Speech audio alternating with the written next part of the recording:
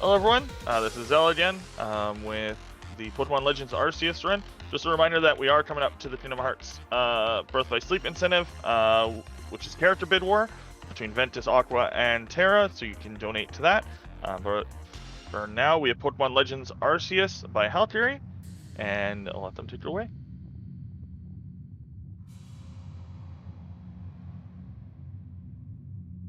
Are we good? Okay. Hello, my name is Halkiri. I'm a Legends Arceus speedrunner. Today we're doing Pokemon Legends Arceus any percent, which is just mainly getting the 8,500 research points and beating the game as fast as possible. With me, I have a couple people to provide additional commentary and explain things if they want to introduce themselves. All right. Hey, I'm Shady. I'm the world record holder for Japanese any percent, pretty much second in every category right now. The true world record holder. Currently like grinding the catch and all category actually. But yeah, together with Halk, we have pretty much like routed this runs out ourselves. Yeah, I guess I can go next. I'll go next. I'm eddaket. I also run this game. Well, I'm sort of taking a break from it right now, but I was definitely one of the first people involved with the game, and then sort of built off of a lot of the routing that, like Shady and Halk said, that they did. And I think I'm still in top 5. Yeah, you are. I may not be, but yeah. I'm Shenanigans. I'm pretty new to the game. I ran it for like a week a few months ago, took a break, and I've been running it for a couple days now, and it's a fun run. So I'm looking forward to watching the run today. It'll be a really cool display, I would say. Yeah, so what we're going to be using today for this run is a Nintendo Switch Pro Controller and your choice of keyboard. I'll explain that a lot later. That is all we're going to be using for this run. And whenever everybody's ready on time, we're going to go in 5, 4, 3, 2, 1, go. So the start of Legends Arceus on the surface may seem a little unnecessary and just cutscene bloated. However, there is a few techniques that can create some variance between people that are willing to grind out the intro and learn optimizations and people that just, spend their resources in other parts of the game, which is valid. First thing we'll be doing is attempting to get the breakout skip on the starters. The first thing we'll be tasked with in the game is catching these 3 Pokemon, Cyndaquil, Rowlet, and Oshawott. However, the third Pokemon you catch is always scripted to break out. Now, we can kind of multitask with this by having the shaking of the Pokeball before that breakout coincide with the professor's dialogue after we catch the second Pokemon. So we're going to try to time it to where we catch the third Pokemon at the same time as the Pokeball clicks on the second Pokemon. Just before that, you might also see a kind of cool tech that will be popping up a lot in the run. It's called a crouch cancel. Whenever you're about to enter a cutscene, if you just sprint into it, your character has a recoil animation and it loses a little bit of time. But if you crouch into a cutscene, you don't have that recoil effect. So you can save time by crouching into cutscenes. It saves kind of a varying amount of time depending on how well you time the crouch. So you want to crouch like just before you get to the cutscene, so you're not like inching your way into it really slow. Halk's pretty much an expert at it, so we'll probably see it for at least the majority of the cutscenes. The first one's going to be, I believe, with the phone coming up. Would be the first crouch cancel. Shady, do you want to explain non-skip? Sure, in a second. And how I just messed it up? We'll start with the settings here, but yeah, pretty much after this, right here, we have the 2 first instances of the crouch cancel. Just explained. But yeah, about the note skip, I was requested to explain. There's been some conversation about this recently because somebody pointed out, actually Evil Beef, a top runner as well, like has, I'm not sure, was it sub 350 already or something like that? It was one of my runs, I know that. Yeah, but like just what his time was.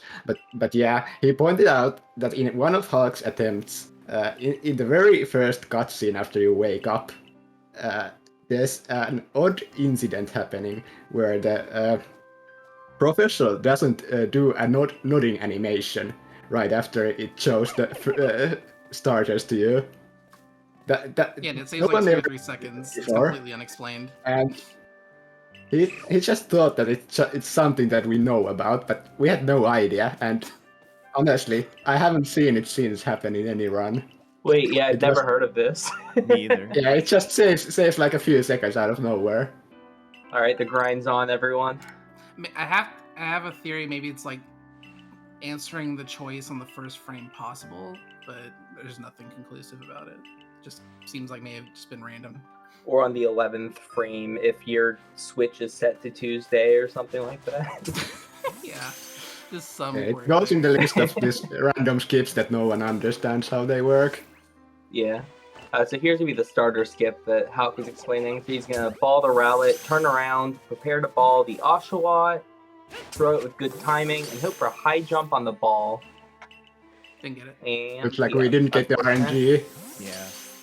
Yeah, it's the timing is very lenient. It's mostly just getting the RNG where it does the high bounce. If it does like a low bounce, the game pretty much forces a breakout instantly because normally a low bounce is supposed to catch the poke, but yeah. It doesn't here. Yeah, there's kind of like animations on the balls. If you ever get the low bounce with a ball, you know you're guaranteed to get the catch. And if you get the high bounce, you can still get the catch, but you don't always. I don't exactly know what causes the high bounce animation, but in that situation, you want the high bounce because it gives more time for the professor to get through the dialogue to get the skip, but unfortunately didn't get it there. Yeah, my theory is that more lenient on Japanese. I was realizing the other day when I was doing Japanese runs because the tab checks us faster. Yeah, true. That's pretty good. Yeah, my theory on how the catching RNG works is that pretty much it pulls a random number, and if it's higher than a certain value, say for example, depending on the Pokeball and the kind of throw you land on it, it catches. But if it's well above the number, then it gets the low bounce. That's my theory on it, and I have no technical proof for that. But I'd make it that way if I had did a lot of work on this game in the beginning, and then they just suddenly stopped after they figured out shiny mechanics and distortion mechanics. And I wish they had gone a step further with catch mechanics because we have nothing right now. Yeah, we only have some numbers on the multipliers of different Pokeballs and different states of the wild AI. Is it eating or does it notice you and stuff like that? Mm-hmm.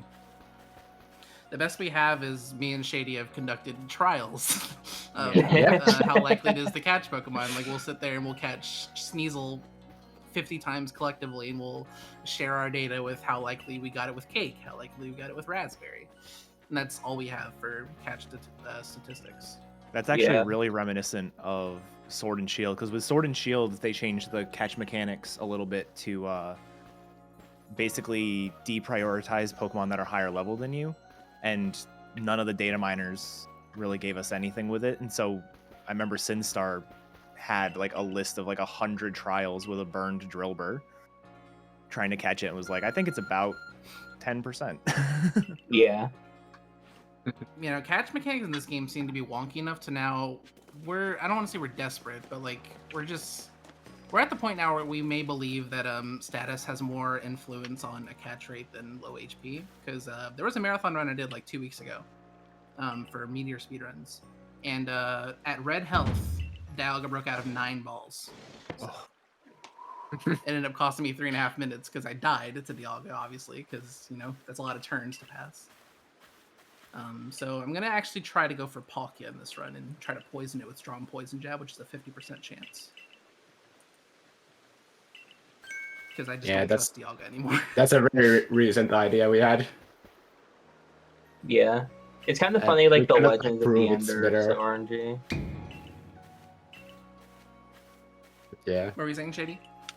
I was just saying that we cannot prove that it's better. I mean, the only thing we have data on is how status gives a multiplier. We don't know anything about the HP. So Exactly, I'd rather work that's the day we do the have issue. than the day we Well- don't have. Yeah. Well, there's the tool called like PKNX, which allows you to like look at some of the values of the variables in the game, and it does have like a coefficient for the HP, but without a formula to plug it into, that doesn't tell much. It was like a 2/3 or something like that. Yeah, PKNX is basically like being able to translate the game to a language nobody speaks. Yeah. We just don't speak that language yet. We need something to like translate it. Because like there's a certain amount of computer science knowledge you can apply to it, but like some of it's just like I don't know what this is supposed to represent.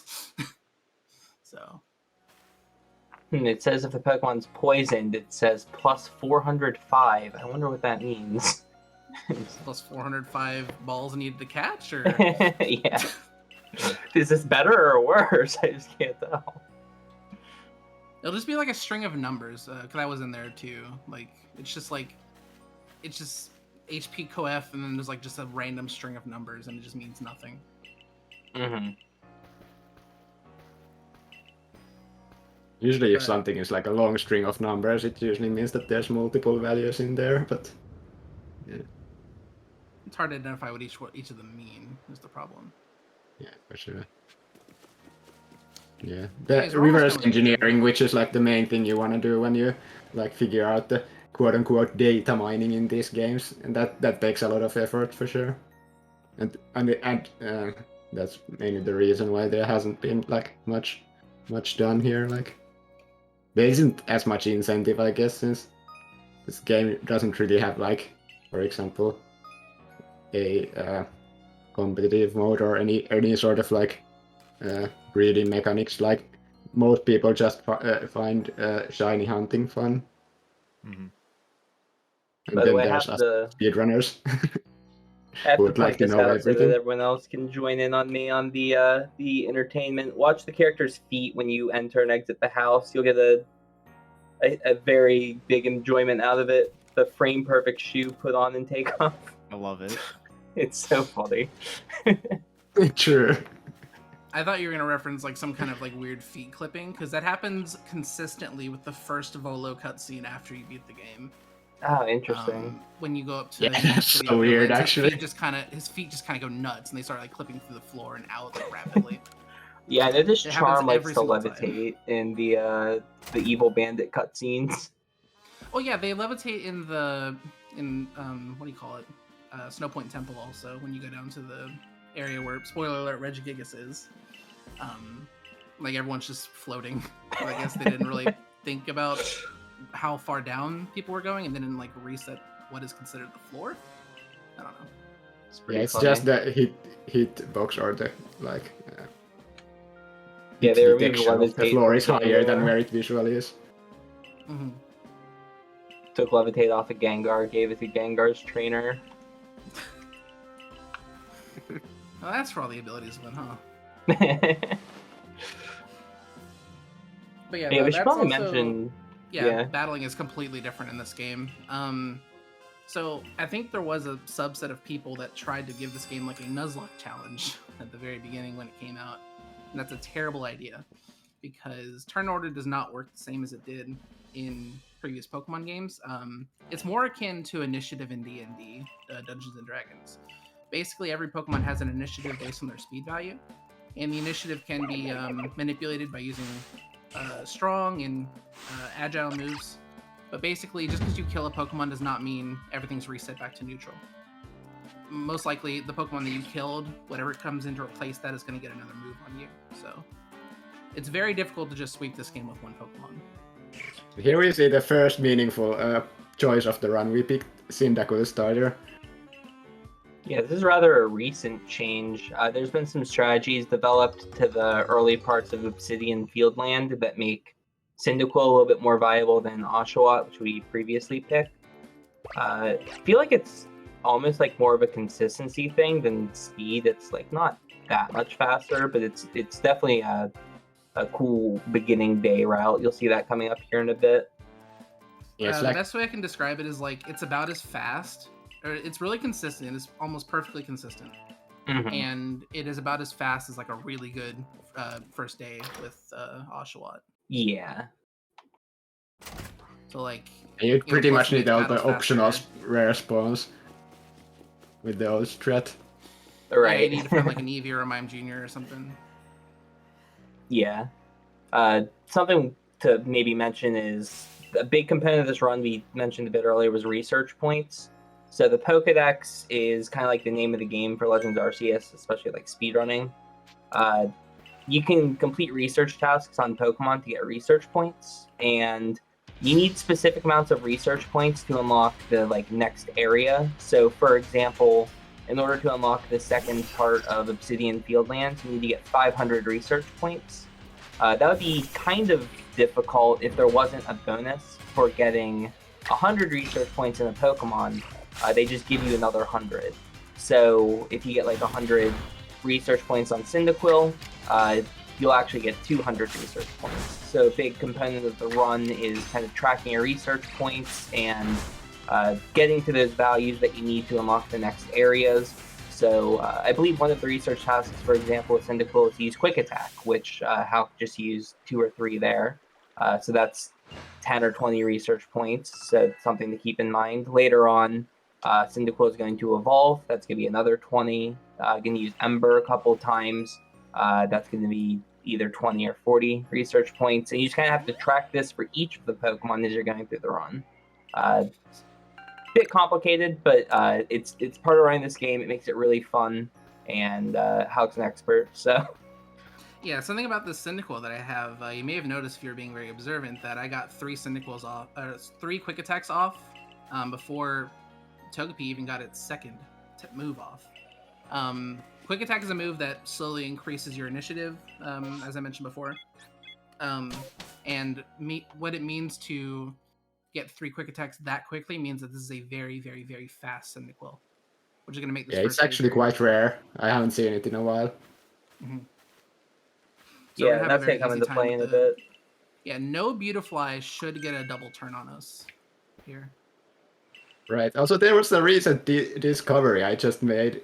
When you start this trial here, I figured you would forget it. If you go to the deposit box, you put your Pokeballs away right here, and then in a second after you get like presented to this area, you can talk to your rival, and they will be like, "Oh, you don't have any Pokeballs on you. You probably need some more," and then they give you 20 free Pokeballs, which is quite huge for money management in this. It's very, very good for money, because money can be kind of tight after you get out of this first area.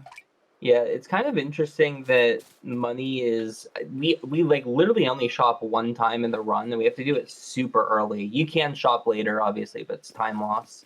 But we basically do one shop and get everything, and we do it very early. So it's definitely helpful to get these Pokeballs at the start, because you wouldn't really have a good time to get them later. You get an Apricorn off the ground too. Yeah, one thing about that, when you talk to the rival, it will reset the Bidoof's position, so you will have to like be aware of that. Even though that was really slow, it was still worth it, because yeah, of course. Having to go in your bag and sell things if you're really short on money, having to go out of your way to buy more Pokeballs later, like it just saves a lot of time. Yeah, like just the buying of the Pokeballs, even if you had infinite money, still takes like 10 seconds, so it's faster overall. Especially if you get later into the game, because the guy starts giving you dialogue about you being able to upgrade the shop every time you want to buy Pokeballs. Grabbing the berries right as the cutscene starts. Mm-hmm. Definitely, multitasking is a big deal in this game, especially in the early game where your movement is very limited and... That was weird. I didn't touch the camera stick at all. That was weird. What you just saw there was what happens if you fail a crouch cancel, by the way. Yeah, you take that one recoil. Crouching. Yeah. We still haven't seen the slow crouch. Yeah, so, where you just crouch and wait. You want to talk about the Shinx? Sure. This is the first like big run killer. Honestly, if you're grinding for a good time, you can pretty much lose the same amount of time you would lose at the end of the run to catching the legendary. Yeah, I don't understand this Shinx. You cannot stun it. I've tried. Yeah, you have to fight it. Oh man, I didn't get a backtrack. I'm gonna miss this catch now. In the list of the things we don't know about this game, we're not sure if backstriking the Shinx makes it easier to catch in battle. we have no way to tell it. It probably doesn't, but in case it does, we still do it just in case. It doesn't really lose us any times. Yeah. It feels like it helps. That's all that matters. Yeah, I will say, the copium. Like, they buffed the catch rates on legendaries from, like, Gen 6 onwards, but they nerfed Shinx. Like, I promise you, this thing is, like, 25 catch rate. I've had runs where I put it into red health and it breaks out of, like, 3 balls. It makes no sense. Just, like... Yeah, that's why we slowly shifted away attacking the Shinx, especially because... one thing about Cyndaquil that wasn't really mentioned. Cyndaquil is the only Pokemon that gets research for the move it starts with. Yeah. 1827 is not bad. Okay. Yeah, so we use quick attacks in the beginning, so we don't have to use quick attacks against that Shinx. Because we're already well taken care of earlier with our quick attacks. Yeah, previously when we ran Oshawott, you would have to use, I think it was like Pound or Tackle for the first fight. And the first move that you can start getting research with is Aqua Jet, which you get for the Shinx fight. So you'd want to use some Aqua Jets there so you can start getting the research. But obviously it's slower to damage the Shinx when you could just get lucky and have to get in the first ball. So it's definitely a time save to not have to deal with the research. And that's going to be kind of like a big part of the run is how much time do you want to mitigate for doing certain research tasks. Probably like the biggest part of the run as far as like time saves concerned. I think we're doing really good right now. I already have 2 spoiled apricorns. I think Shinx also dropped some grit, which is unfortunate because that's something I'm just gonna have to get out of my bag later because we're not using grit in this route. Yeah. Bag management's pretty big in this game. Could also maybe right now. Yeah, we can maybe talk about some of like the items that we're getting as well. This game kind of has like a crafting system. So there's gonna be a lot of like items that we craft throughout the run. The major ones are Pokeballs. Later on, we're going to make stealth sprays, which are an incredible item. Like, makes the run almost, like, viable. And then we make scatterbangs now, which is kind of a new addition. They're pretty helpful in the late game, but you need to pick up materials for those. So pretty much the whole run, you'll see Hakurei kind of grabbing materials here and there, and that's primarily just to make stuff later. You don't want to, like, make things too much because obviously crafting is slow, so kind of just stockpile stuff and then do like a big craft at the start of every level is typically what you'll see. So you'll probably see some berry farming, some apricorn farming, and some tumblestone farming for the first map at least. Yeah, that was the reason I picked up the apricorn in the trial. Because you know it's just 1 apricorn, but you have nothing else to do while you wait for the Bidoof to get in the ball, so you might as well pick it up, and you need apricorns to make balls, so... Yeah. Lots of task overlapping that you get to do. Same with the berry trees. You can buy Pokeballs directly from the... Oh, you know what? Well, I wonder if we have those extra Pokeballs now. Do I not need to craft 20 at the crafting table? Oh, that's interesting. I can save those 20 apricorns and just buy from them. Yeah, I've never thought of that before. That might be a better strat for any peasant if you think you're short on apricorns and tumblestones. Yes, I know for Gatchamal I didn't really care about them, but I did realize that that's a possibility. Yeah. Yeah, you can only buy Pokeballs. Every ball above a Pokeball you have to craft yourself. So yeah, apricorns are very valuable. Unless you want to do some quests, which are slow. Oh yeah. So obviously we don't do those. Yeah, never thought about saving those. Pestering you about the whole game, telling you to upgrade the shop. Yeah. Hey, you can upgrade my shop if you just help me out a little bit, you know? I only need 3 hardy grains. You have like 20 of them that you just threw on the ground. Yeah, now we're basically through the intro. It's going to be a lot less railroady from here. We're going to be a lot more in control of our actions, and you know we can start speed gaming pretty much. Although 1827 for Fade Out on Trial is really not bad. Especially for a marathon. And missing breakout skip. Yeah, I mean, really any first ball Shinx, you're pretty happy with your start. As long as it just gets in. Yeah, pretty much almost to the main juice of the run, which is the like the, what do you call it, the catching segments. Yeah, the research section. Mm-hmm. Yeah, things get very fast-paced very quickly. Yeah, I gotta craft some Pokeballs here. So this is the We're weirdest doing crouch that cancel in the game. One craft. Wait, do you Shady, crouch do you want to explain cancel? this crouch cancel?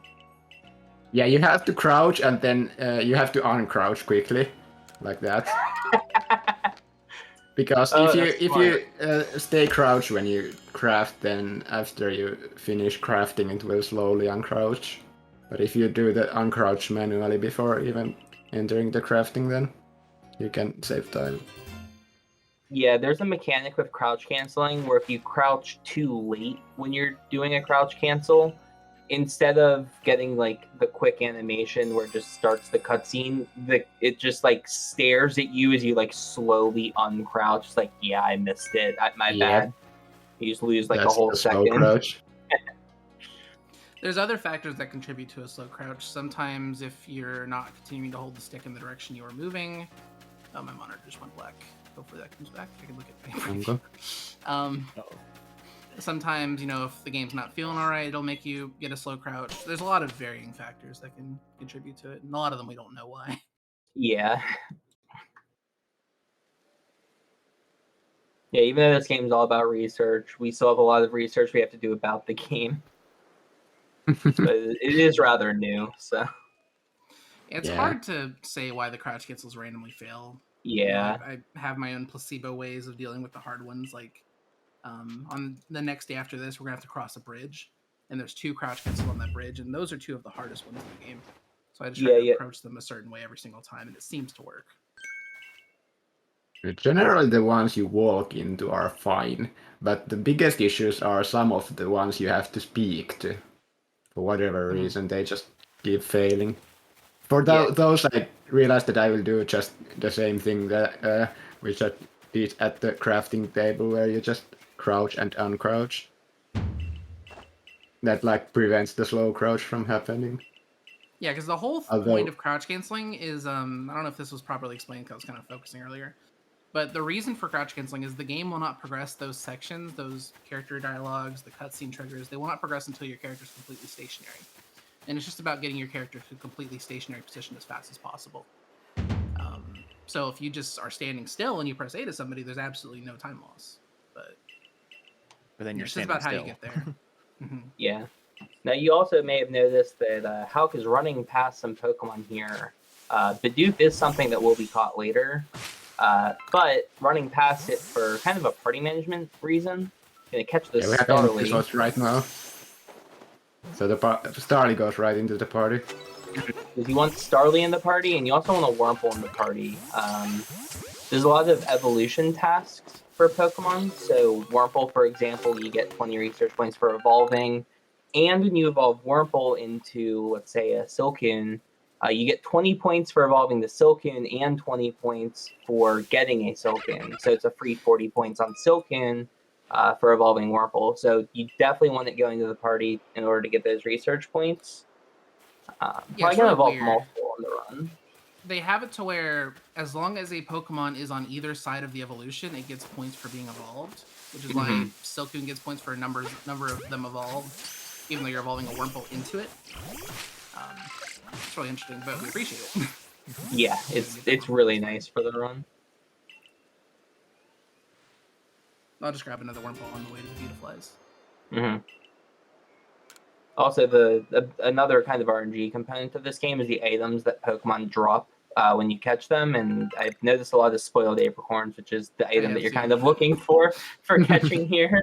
So, yeah, one of the best items you can get, because those stun Pokemon, and stunning is a task. It's usually a very good, very fast task that you can complete, as well as it's very useful for catching Pokemon that progress onto you. We might even see a spoiled apricorn being used in about 5 seconds here. Shinx is a giant pain, as we saw earlier, and you need to catch 3 of them throughout the run. So Hal's going to try and catch a Shinx here. I wasn't crouched. Okay. Yeah. Back one maybe looks fine. Yeah, got the works. ball. Yeah, decided to use the spoiled apricorn. Had 4 of them, which is way more than you would normally see. Hopefully it just gets in and we're done with Shinx. Cool. Alright, we're good. Beautiful. Okay, that was really good. I thought it was Yeah, crouched there. That was really weird. Yeah, this route might seem a little weird, and it's like specific to the new Cyndaquil route. It was actually discovered by the Japanese community. Normally, we used to just do the research task around the area where the rivals like tutorial waypoints are, but instead nowadays we pick Cyndaquil and we warp back and we go into this specific area, which has some really high level Beautiflies for us to kill with Cyndaquil. Yeah. So with the backstrike and super effective, we can usually pretty reliable kill them without actually dying. Although sometimes you might still get bad RNG. Here we got the double stun. When you backstrike, they lose turns. That's between 1 to 2 turns. That was a perfect Beautifly. Yeah. Very fast. It also is fast because I mentioned earlier this is a really fast Cyndaquil. So these are level 22 Beautiflies, but they're not. No, we get like 6 levels.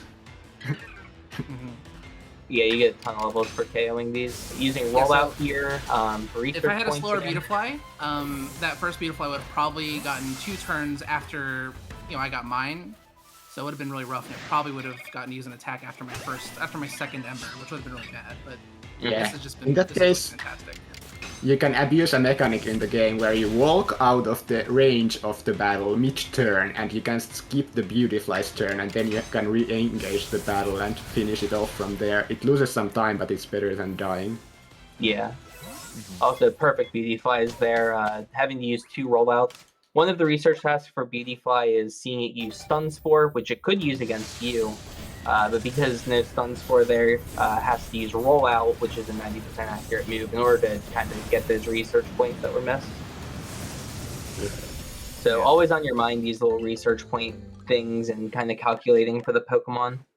And big evolution streak here. We'll get with all the EXP we just gained, we can evolve the entire party. Yeah, one of the kind of interesting things about this strategy is we actually, again, I think it came from the Japanese runners, but this was actually something we were like playing with a few weeks before the Cyndaquil switch.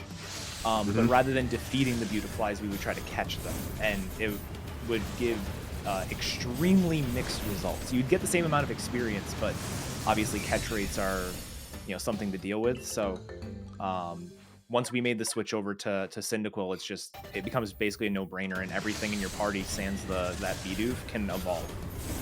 You instantly gain like 10 levels. It's kind of ridiculous. Yeah. And it helps out a lot with the fight too. Yeah. Yeah, that's true as well.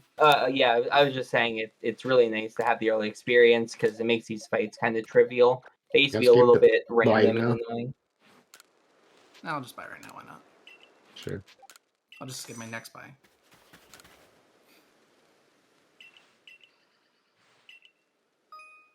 And we are looking for 500 research points here, which will easily be accomplished. Cyndaquil has got a full at least 200. Usually it's a bit more.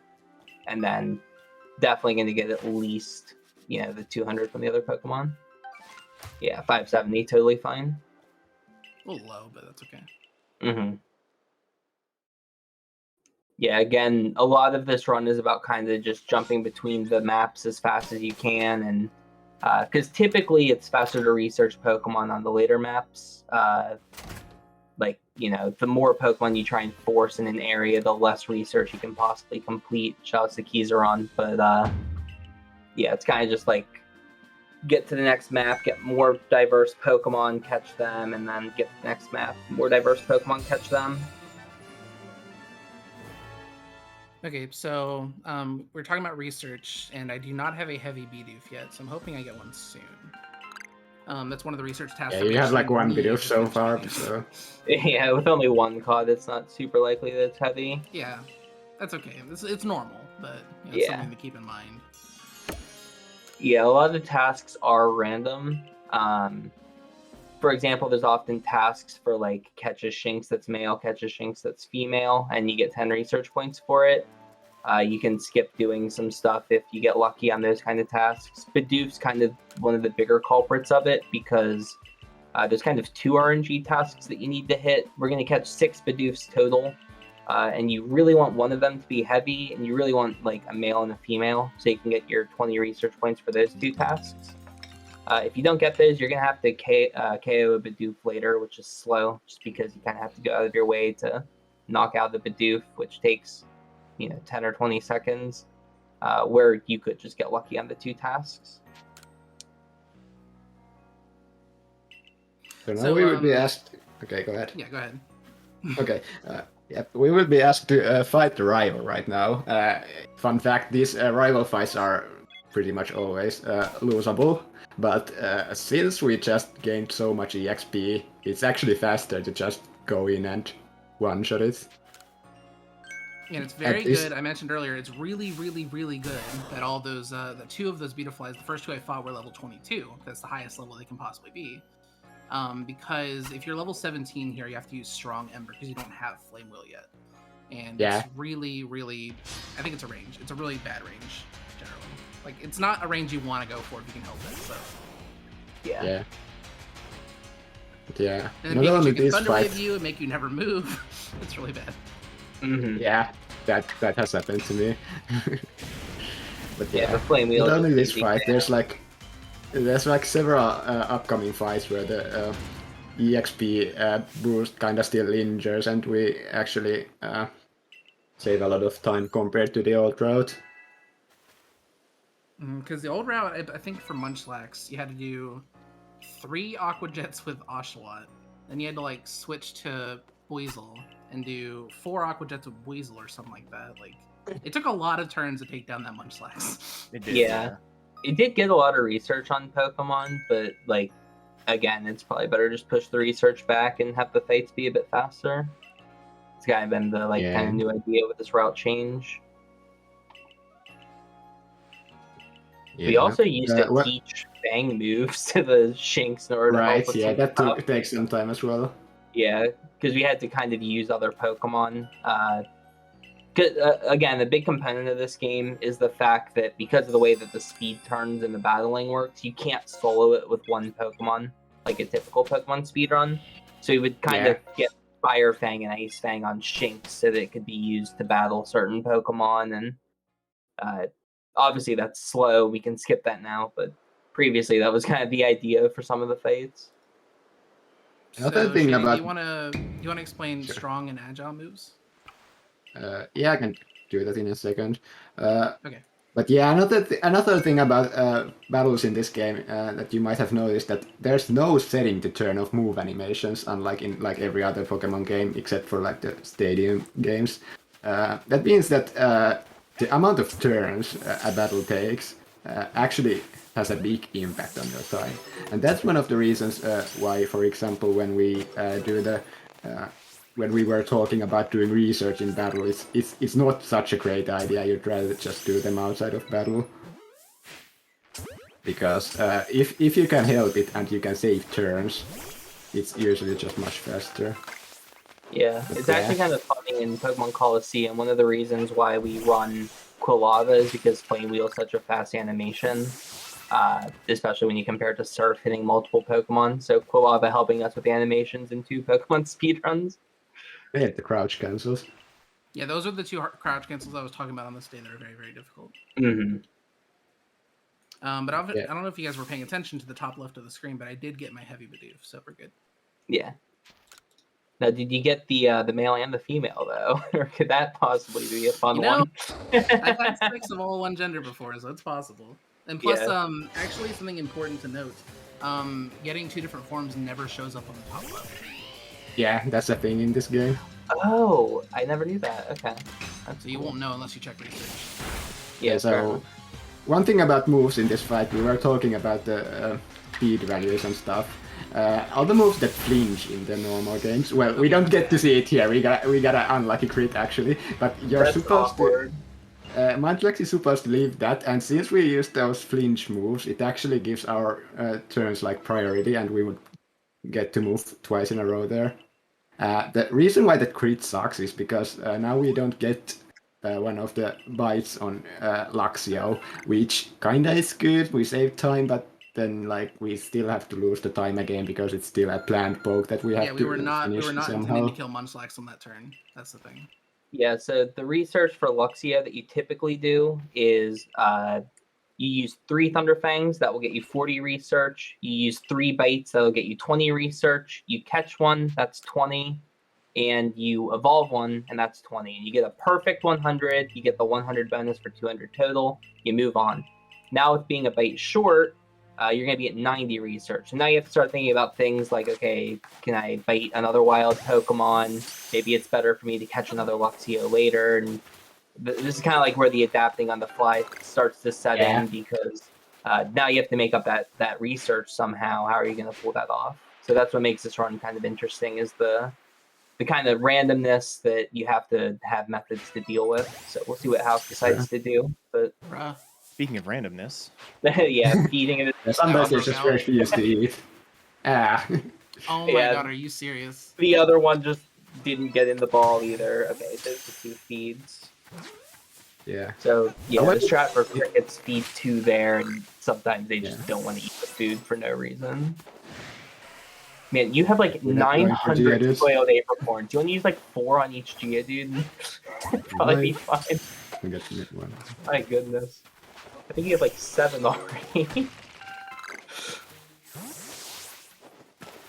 Yeah, grabbing the... Probably one of the better ways to make up the missed move earlier is to use it on some random wild poke while passing by, especially before rear deal, because you can only walk right now anyway, so you can just use it on a wild and then run out of the battle. That doesn't lose that much time. It might even save time overall, like getting the crit, I'm not sure. That would have to be timed. Yeah, it's like kind of interesting. The reason why it's kind of nice to use on the Munchlax fight is because you get to just attack twice in a row. You don't have to see the Munchlax. It's really quick. Yeah, I've started actually using Bite on turn 1 just in case I get the crit, because getting the crit's actually kind of just annoying to deal with. Yeah, Bite also is an original flinch move, so... Yeah, it's the same speed order, so it doesn't make a difference if you use on turn 1 or 3. Okay, coming up with Alpha fight with Cricketune. Yeah. This one is really easy with our over-leveled Quilava. But yeah, I was requested to talk about the agile and strong style moves, so I guess this is a good opportunity to demonstrate how they work. As long as we don't go first in this battle, which is usually not the case. Alright, you had a fast Quilava. We will see. Yeah, we do go first here. But normally Cricketune moves first, and then you get to use the agile move. And what the agile move does is it actually lowers the speed of the target. And by doing that, we get 2 moves in a row, and we get to just finish this fight. Now this was kind of awkward because first of all we went first, and I guess we also misclicked quick attack, so unlucky, but that's still quite the easy fight, even with that. Yeah. Lost 1 turn. Yeah, that fight used to be kind of a run killer in the Oshawott route. Just because, alphas have an Omni boost, I'm pretty sure. So. Yeah, they have higher attack and defense. You'd have to either 1 hope that you got Ponyta, or 2 hope that your Starly is able to take it out before you die. Yeah, one of the downsides of the strong and agile moves is they play an animation when you use them, which is slower than just using an attack. Yeah, so you want to 3 avoid seconds. them if you can. Yeah. But there's benefits. You get research points, for example, for using strong and agile moves. I think Quilava actually gets research points for both strong and agile. So it's definitely worth using them with the Quilava for those research points. And then I needed to use one of those. Oops. Yeah, you'll still get to use it on the Glaceon, so I think you're fine. But a little bit awkward not getting them there. But yeah, again, research always on the back of your mind. So right now, Quilava is sitting on, I think, 60 research, Ember plus 2 Embers, 1 Flame Wheel. Yeah, I think you're totally fine on Quilava. You're at 70 already, and then you'll get the Quilava is very easy to finish. Yeah, Quilava is one of those Pokemon that you kind of tend to get extra research on, because just finishing a certain amount of Pokemon isn't going to be enough to get the expected research. You want more on some Oh, I was done. Pokemon. Cool. Oh, already done. Yeah. I guess quick attack is quick attack a task. Yes. Okay. Oh, okay. Well, yeah. I guess that made up the research then. Yeah, that's. I know that because we were figuring out the ways to do no research on the day 4 that might come up this run. But basically, if you don't do any research on a given day and you don't catch any pokes, you skip all the screens at the end of the day giving you the results, and that saves 12 seconds. So we had to figure out a way to kill the Glaceon without doing any research, and we can't use quick attack because it would give research. The only real way to do it was to use I think Ember into rollout if you have them at the correct tiers. I should be fine to do that still because I use 2 embers. Yeah, as long as you get the level 18 Pikachu fight, then you have Flame Wheel used, and then you only have 2 embers.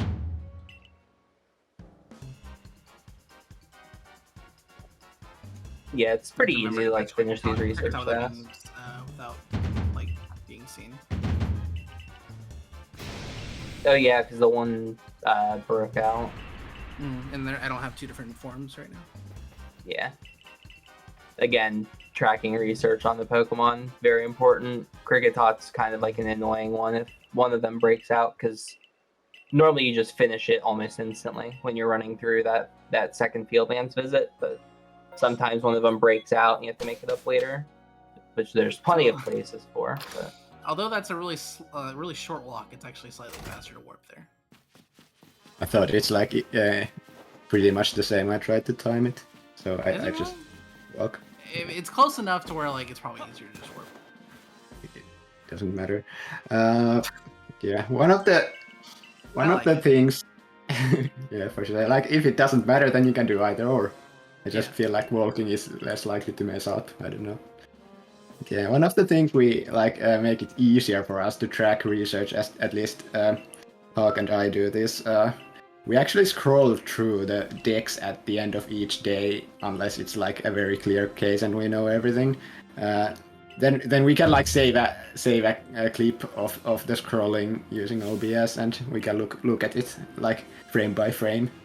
And while we are sitting in the cutscene smashing, we can just exactly see where our research is at.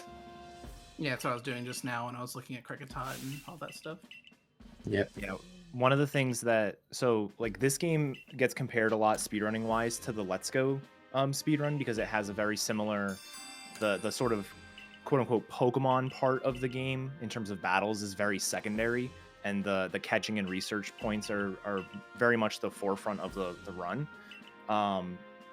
But we can't exactly track every single individual research task that we get, at least not in real time as we do it. We do have resources out there. Shout out to Corvame, who made an amazing, essentially, database of all the research points that allows you to mark a task as done or not done, all that stuff, and it adds up your points for you. In reality, we could, in theory, use that and track as we go, but there's just so many different things, and it's just not really in a consumable format to be able to actually track every single thing as we do it. So you really have to it's way too hard. You really have to use the number that you have, use the scrolling method like Hawk and Shady use to really figure out what you do. And sometimes you can just sort of ballpark it and assume that you know what you have and what you don't. Usually it won't be an issue until you're at the end of the 3rd area, because that's when you really need to know what do I still need, what do I still have to do, what can I skip. And sometimes even having more research points than you think you're supposed to have can be a really bad thing, as Shen has run into fairly recently. Wait. What are you talking about with me? Because you had the run where you had finished a Pokemon that you weren't supposed to have finished. Yeah, that's the thing. Yeah, sometimes you expect to get research points later, but you've already gotten the research points. That's what happened to me. Yeah. Very awkward when that happens. So that door I just walked out of, leaving the Galaxy HQ, that's not a door. That is actually a cutscene trigger. So there's a reason why that's the only door that's worth crouch canceling, because it's not doesn't have the same properties as every other door. Yeah. It's easier to just think about it as like just not a door. Yeah, that cutscene introduces us to the great scammer of the game, bagging. We don't use it at all in any percent run, but basically you can pay up to $1 million Poké Dollars to get a singular backspace from him. Good. I'm so excited for the future all bag speedruns. Yep, Just we need to grind figure out away whether you can for skip the hours. 1 million. Yeah, we need to figure out whether we can skip the $1 million purchase by having a full inventory when going to the Alka battle. I just don't think it's gonna work. I'm a hater. I don't think that's gonna work. No, yeah. Oh, we got the Paris. That's just nice for some research I'm points. gonna get this one. Yeah. Needs to catch this cricket unspotted because didn't get the male female. And then we fucking run out. Yeah, this is awkward. Yeah, it's Yeah. gonna feed it. It's also worth noting we have to go through this area twice. But Hulk is opting, even though he's getting a bit of bad luck here, opting to do it now. Because the second time through, we're gonna have our ride Pokemon. We're gonna have Weirdeer, which is sort of like the bike in the game. And in order to catch Pokemon while on Weirdeer, you have to get off Weirdeer. You can't throw a Pokeball. That was so, unspotted? Oh my god. Yeah. So we want to take the time to catch the Pokemon now, so we can just sort of blitz through here later. I could have just caught it in unfortunate Crimson. there. I'll probably still do that in Crimson, actually. Yeah. Could even just We have feed heavy it Bidoof. Crimson. Like 2 feeds would work too, potentially. Why Yeah, not I have faster? Cool. Alphas being annoying as always. Yeah, alphas have a mechanic where whenever they like aggro onto you, they like growl and knock you down. Typically you can skip it, but sometimes that barrel is just a troll and runs over and knocks you over for no reason. Yeah, that hitbox on the shout is actually extremely active. Like it lasts for at least a second, probably longer. Yeah, it's Like- weird. You can't even roll through it. Yeah, you cannot roll through it because it lasts longer than the iframes of the roll. Right. Yeah, here's where Hulk's making up This the is where we budget do our for bite. the Okay, Psyduck. that's the way to do it. Yeah, if you got the backstrike, it would have been better. It's not too big a deal though. You can also just like run while the fight's going on, so you can at least make distance on going to objectives. Yeah, Psyduck has an interesting, I know a few Pokemon do have an interesting research task combination. So you get points both for KOing Psyduck, but also KOing it with a electric move. So you actually get 30 points for that one fight rather than, just the 20 for doing it with an electric move or 10 just for doing it by itself. And so you pair that with also using Thunderfangs and using the bite there, and that fight overall just probably netted us close to like 60 points. Yeah, because you also get points for the using Thunderfang with Luxio, so it's like even multiple Pokemon that are getting good points. Yeah, Psyduck's one of those Pokemon that has a lot of ways that you can do the research. Like you can catch 3, feed 3, KO 1 with Thunderfang. You can catch 1, feed 3, KO 2 with Thunderfang. You can catch 3, feed 1, KO 2 with Thunderfang. Like you have so many options that You can get a heavy one randomly. yeah, heavy can help you out, and maybe you can skip another task as well. You just have so many options with Psyduck that it ends up being a nice Pokemon to kind of like adapt to. It's like, okay, well, I only got 1 Psyduck spawn. I guess I'll feed it 3 times and only catch the 1, and I'll just Thunderfang 1 later. And you can kind of make decisions based off the RNG on the spawns that you get. The big RNG component of this segment, the Wurmple evolutions. I was gonna say that I wanted a split evolution here, but I did not actually end up catching a Silcoon in the wild, so Yeah. I don't care at this point. Yeah, earlier on, we used to be very picky with our Wurmple evos. Now they're Okay, pretty so much I all have like fog set fine. up if I can catch one more Silcoon on the final day, which I might go for actually. Yeah. Yeah. It's like, yeah. technically the best possible setup that you can have is, Yeah. I believe, 2 Cascoons, 1 Silcoon, because... Yeah, that's what I have here. Yep, because 2 Cascoons just basically finish immediately once you get those 2 evolutions.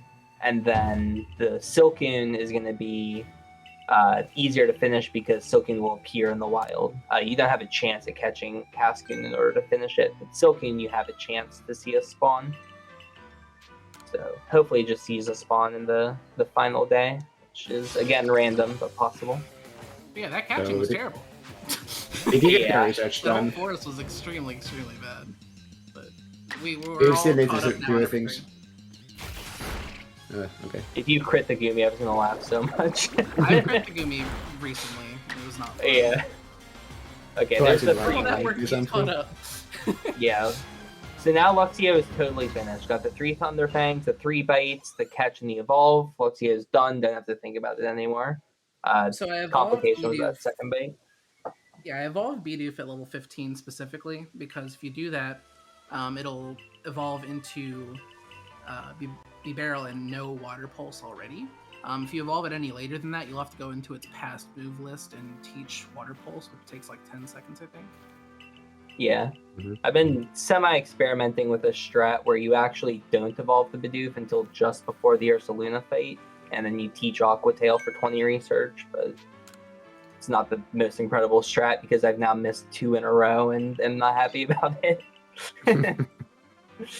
Yeah, the Water Pulse is good because by the time you get to the Ursaluna fight in the next area, you have mastered Water Pulse, so you can Yep. use it Agile and then Strong to Yeah. finish the fight. Yeah, sometimes you can get the sneaky Agile Water Pulse, Strong slow Water crouch. Pulse combo. Nice, yeah. That's just the first one. Yeah, I that's my love first the crouch. slow crouches just because it really punishes you. It's like, yes, just stand up. Talk I want you to talk think It to in me the about it. face. Didn't finish Psyduck somehow. Psyduck is I have enough points to done. rank up at least. I mean, you could finish Psyduck in Crimson, I guess, if you want to go for no research, but I don't know. You kind of want to catch a Silcoon as well? Yeah, we'll see. Let me see what I need from it. Yeah, I didn't see how many research points you have on Duck, but My duck is rank 9, so I can feed it one more time and be fine. yeah. Because I only caught 1. That was the problem. Yeah. Or I could just defeat another one with electric move. I don't know. That's kind of Yeah. slow though. Several But catching can options. well, yeah, feeding's consistent, so I'll just do that. Yeah. You finished Bunny, right? Yeah, Bunny's done. Okay, yeah. So typically when you're doing these feeding tasks, you want to like overlap the Pokemon because feeding is really slow. You have to like sit there and wait for the Pokemon to walk over the food and eat it, and then half the time it doesn't even walk over to the food.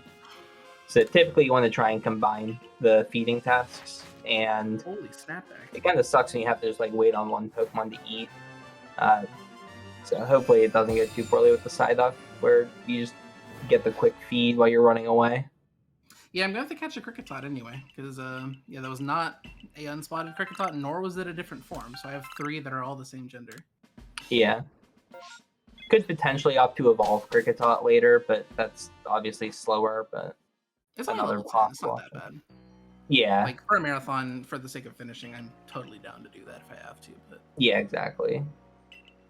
Yeah, it's always nice that you have options. Like you're typically not like forced to do like one research task because Pokemon just have so many different tasks that you can do. So it's really just kind of like weighting different things. It's like, okay, if I have a position where I can catch my Cricketot unspotted, I'll catch it. Otherwise, maybe I'll feed it again to get the research. If I can't do either, maybe I'm just forced to evolve it at that point. But it's very much a game of judging the options and picking the fastest one or the most consistent. since I'm guaranteed doing research on this day, I'm going to go down and get one of the Geodudes from the alternate path. Yeah. Did already have one heavy Geodude, so could potentially get a nice task here if you get the double heavy Geodude, which that would be 20 points, allowing you to skip seeing one jump out of a rock. Or I've already evolving seen one it. jump out of a rock though. Oh, true. They Yeah, might you have. also become heavy gravelers, which would Oh, yeah, true, skip true. a requirement Yeah. on that as well. Mhm. I Yeah, think in my typically- Japanese run, I actually got 2 heavies. Yeah, it's super nice when you have 2 heavies, because it just also instantly finishes Graveler, because you effectively like do the same research tasks for both.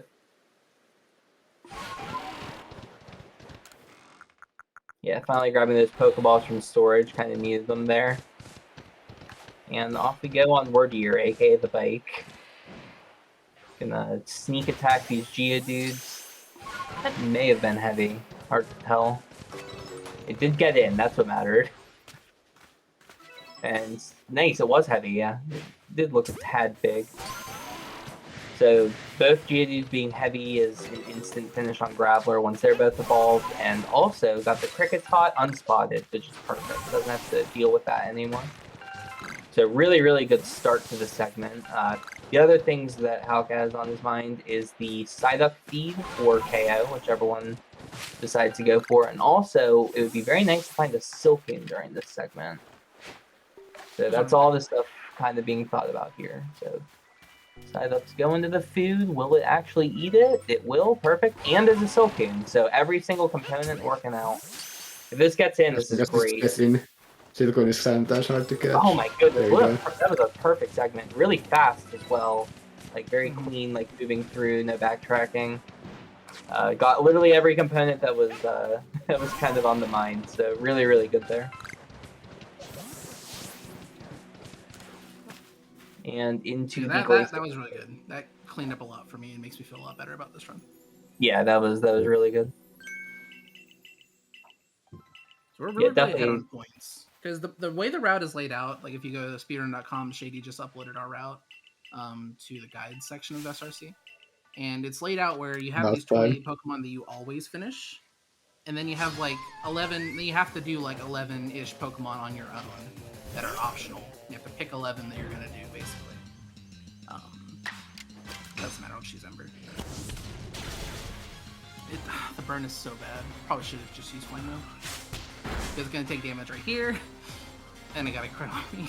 And it's going to double attack. Because it uses whatever it is, quick attack, so it gets the priority turn order. That's Flame will not no have way a to burn get a double chance. turn on this. I think Flame does have a burn chance actually, but there's no way to get a double turn on Glaceon with this Quilava. I'm pretty sure.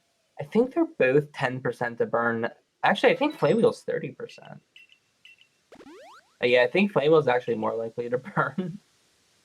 But it might actually kill. Interesting. Yeah, I think Flame Wheel's a 30% burn. I think Ember's 10 or 20. But that obviously may have changed in Legends Arceus. Actually, I said no. That's one of the worst prompts to say no on. Yeah, because you have to manually move around the little bucket there. Because if you just sit there and mash it, you'll talk to Arita, and Arita doesn't trigger the fight. Yeah. Liam will just shout at you for saying no right before the fight. Yeah, mashing in this game is kind of a meme. You kind of just like wiggle your finger between A and B, and because you need to be holding one of the buttons for the text to scroll faster, and you need to be like mashing fast, obviously, to push through the text boxes. Here we have the first like real boss fight of this game. These are quite fun to do and unique to this game. There's a premium strat you'll see here too with the little safe spot where the Scyther can't hit you, so you can just spam throw while it bonks into the rock. And I love this little strat too. You throw them up in the air because it's invincible during that little cry. We're a little too far away, so it went for the charge attack instead of the whirlwind attack. It's not a big deal. We just have to do an extra dodge, and the dodging is time that you cannot be attacking during, so it's slight time loss. Yeah, that was still like a really good cleaver. Maybe lost like a couple. Not getting hit is the biggest thing. So it's going to be kind of awkward here because I have to evolve the Silcoon before I leave, and then I have to evolve the Cascoon specifically during the night segment in this next area, or before the next area. Yeah. I'm going to have to open up the menu twice for evolution. Luckily, that's not too bad. I don't.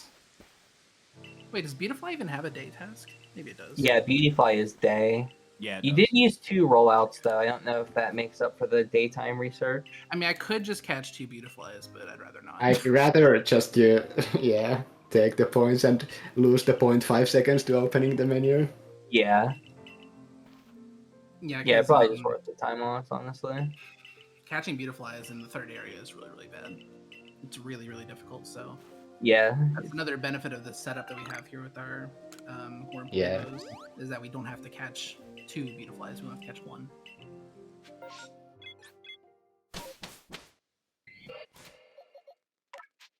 I could bring Silcoon with me to like Crimson Island. That's probably not a good idea.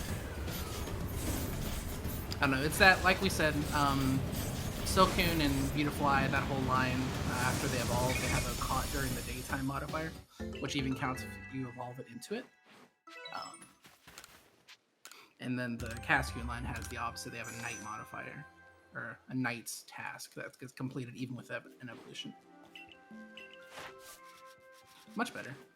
Yeah, so one of the strats coming up is the game itself is gonna like go to nighttime, because again, changing your time is slow. So waiting for the game to like just be at nighttime, which it will be during a cutscene coming up, and then you can just evolve the Cascune there. So that's what the waiting for is going to accomplish.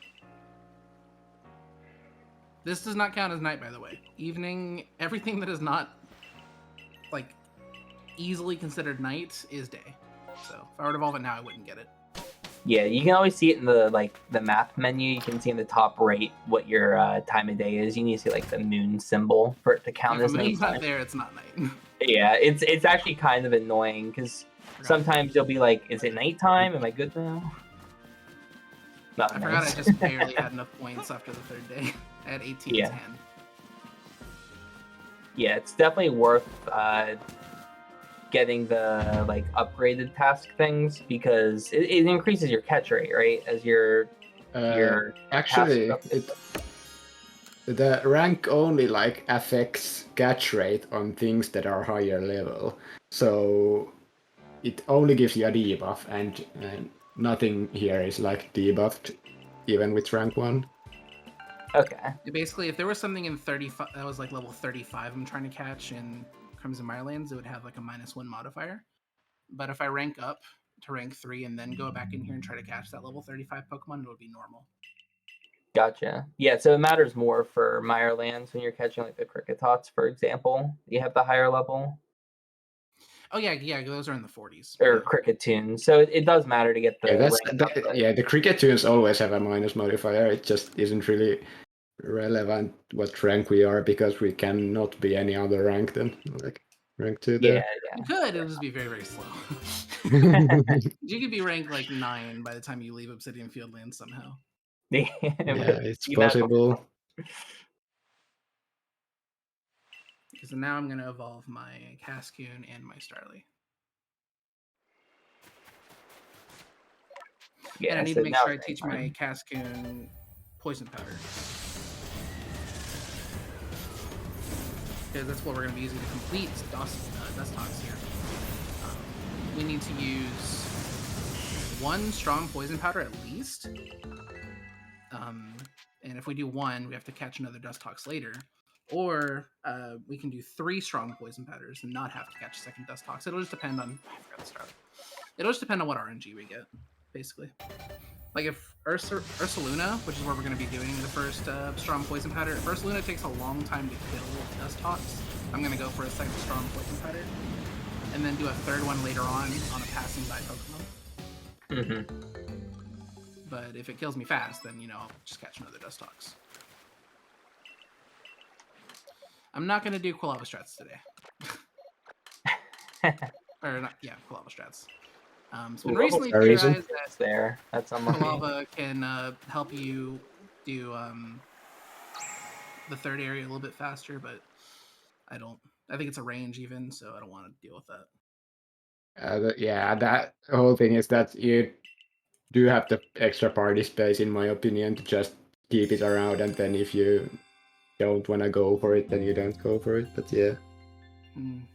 I mean, I guess now you can have all the 3 Geodudes in your party. That's the difference, but Yeah, the problem with the Geodudes, Yeah, I don't know it's specifically which two are the basically- heavies. I know the last one is a heavy, the last one I caught, but I don't know which of the first two was a It was heavy. the first one that you caught was the heavy, because we Okay. didn't even see if the second one was heavy because you went into the cutscene. Because the second one you caught was right before the Cricketune cutscene. Oh, so you saw the heavy thing pop up. Heavy popped up on the first one, yeah. Okay, thank you.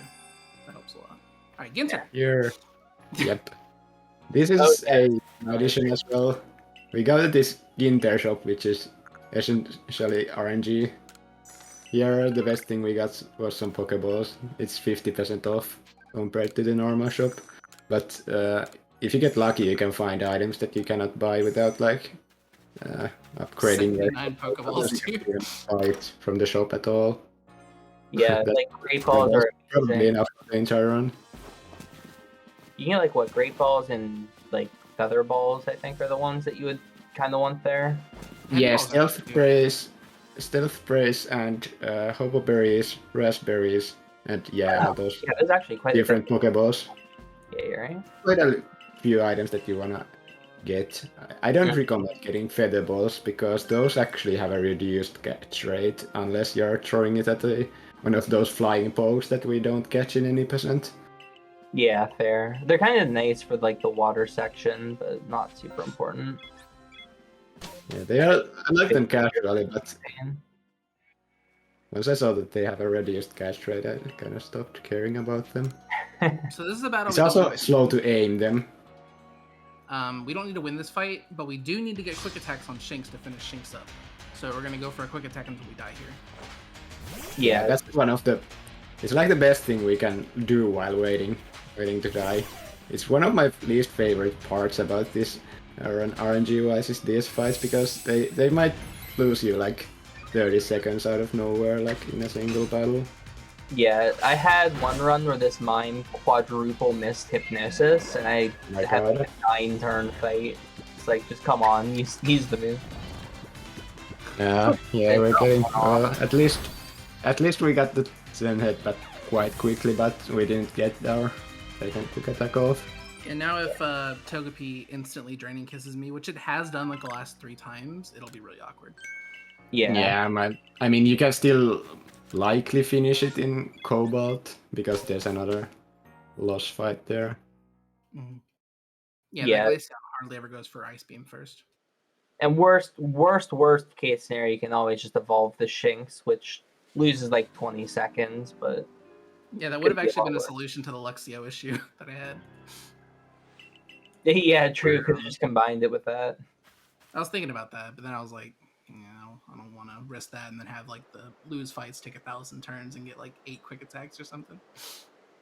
Yeah, there's just so much to think about, and like a lot of the time you could kind of take risks, but it just doesn't add up to be worth it. Because later on, if you ended up needing the evolution and you they're not needing the evolution, and you were like, oh, I skipped the bait on Luxio, I just have to evolve now. A nice inventory management there, dumping everything in the bin. My monitor went black again. I don't know why it does that. That's annoying. And my OBS was hidden. So Yeah. Oh, I like that. hopefully it's still Not displaying doing on this stream. It just doesn't output to my monitor for some reason. Yeah, I'm stealing that movement.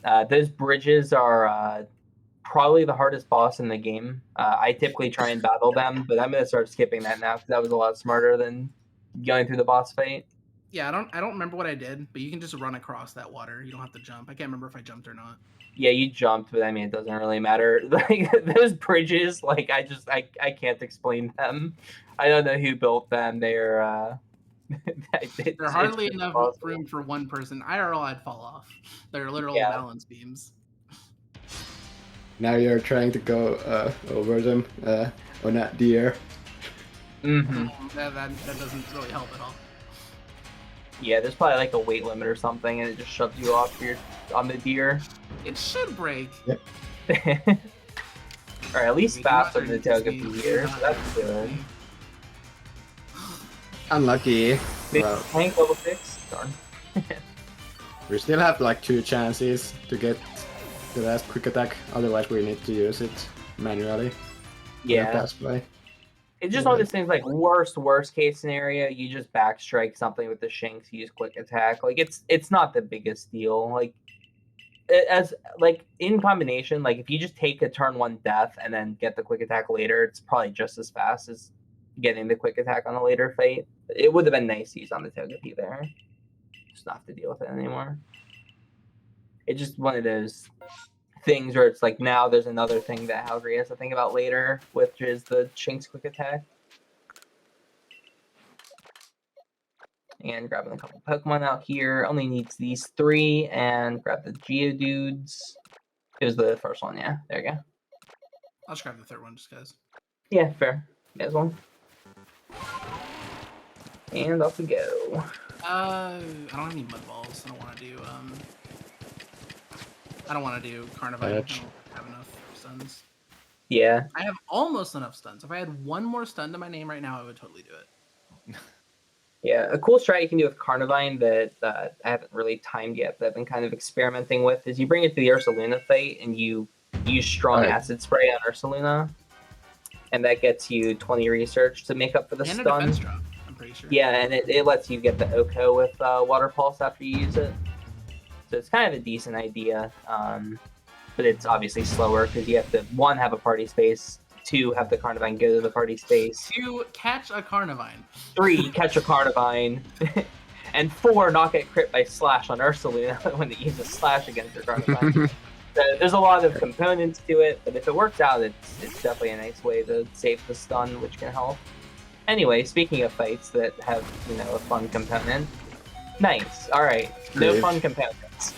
This if this Toxicroak is angry, your Saravia just dies, and this fight goes really poorly. Yeah, Toxicroak went for a what we call a fun cancel there. It's a move that has a 1 in 24 chance to crit, and if it crits me, this fight becomes very, very awkward.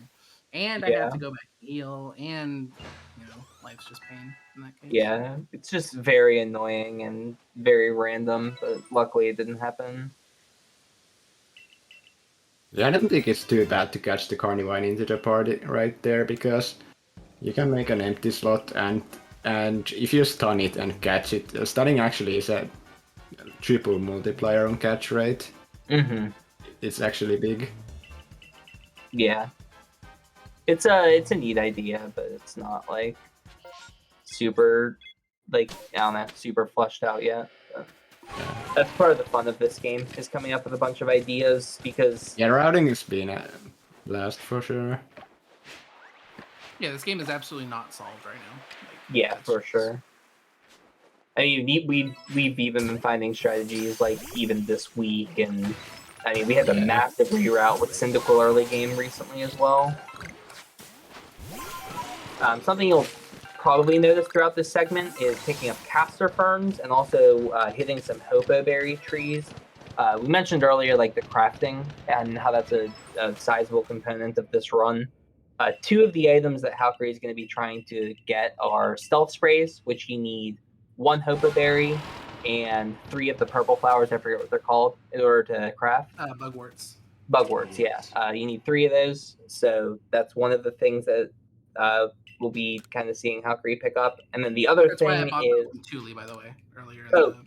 Earlier bought some of those items in order to get a kind of a start on getting a Stealth Spray stack. I think you get 4 of them from that shop, and then you pick up the rest. Yeah, and that also ties into why getting a Stealth Spray set from Ginter is so powerful. 1, it's half the price compared to if you were to just buy the crafting components separately. 2, it gives you 5, and 3, they're pre-made, so that's also just really good. Yeah, not to go and then craft them. I'm going to talk to the professor now. What this is going to do is this is going to release all the unknown into the world. There's an unknown on Sledge Mount I can go for if Teddiursa is really, really trolly up here. I can go for the backup Teddiursa spot without losing really any time. I can catch the unknown, and while the unknown's getting in the ball, I can head to the Teddiursa spot. So it's just a little bit of insurance. This is something I was going to have to watch anyway.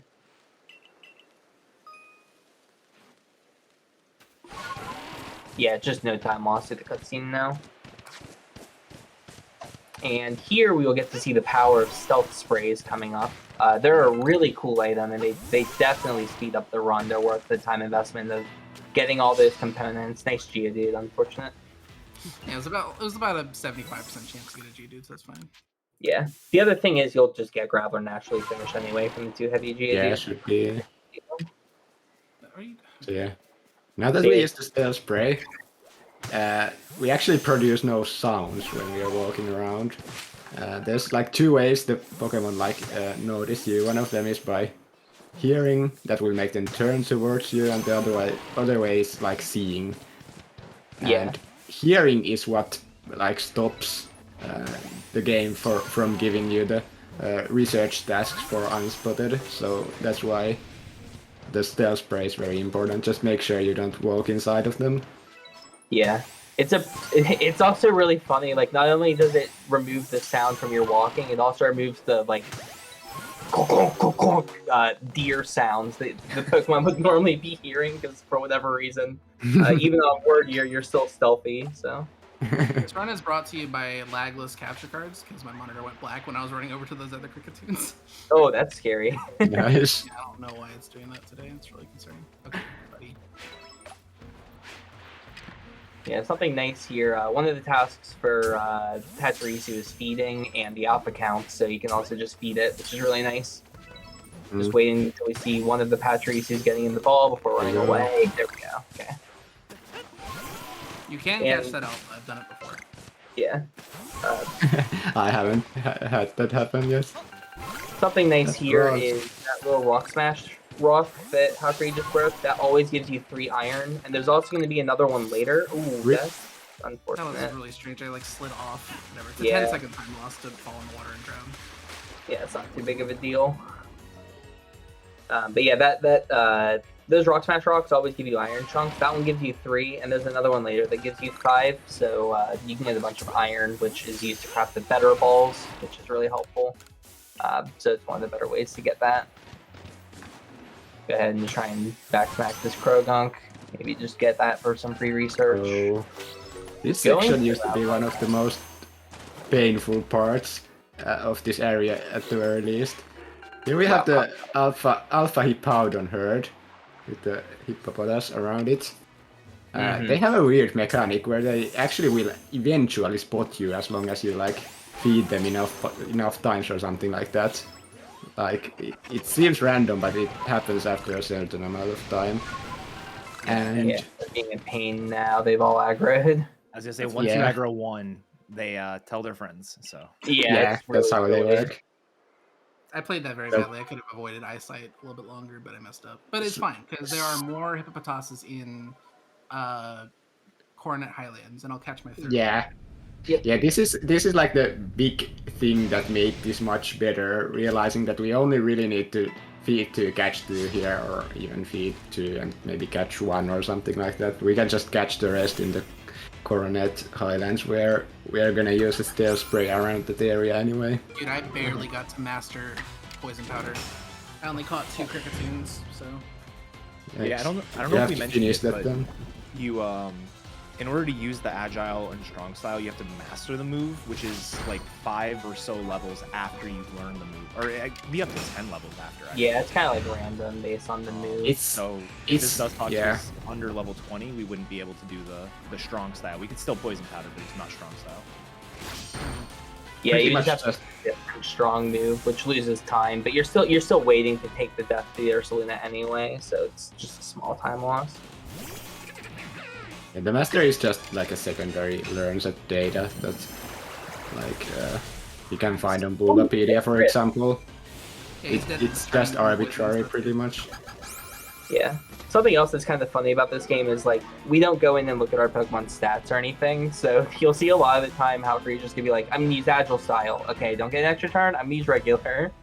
It's very quick to see if you can get an extra turn from Agile, yeah.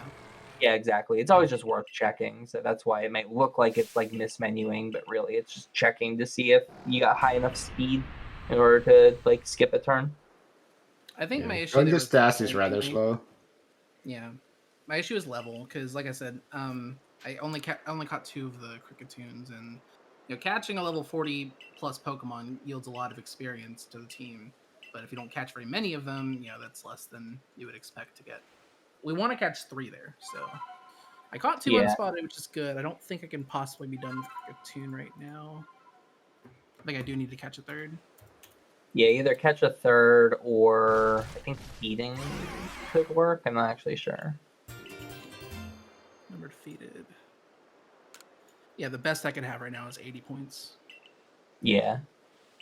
Yeah, something that's nice with Kricketune is you always get to defeat one earlier, and that's research points on Kricketune, just because you have to fight the alpha, so you always have those points to kind of fall back on and potentially get a faster path of finishing. We'll just most likely see another Kricketune catch, which there's plenty of opportunity for later. There's like 3 or 4 more spots where they spawn. Unfortunately, all of those pots are 1 in 3 chance, and I've had runs where I get none on day 2, and that's when I have to evolve a Kricketot. Which, again, earlier with the Kricketot unspotted being an issue, could have just evolved one and gotten both done. So it's just one of those situations where there's like multiple ways to get the Pokemon, and just gotta figure out which one's the best.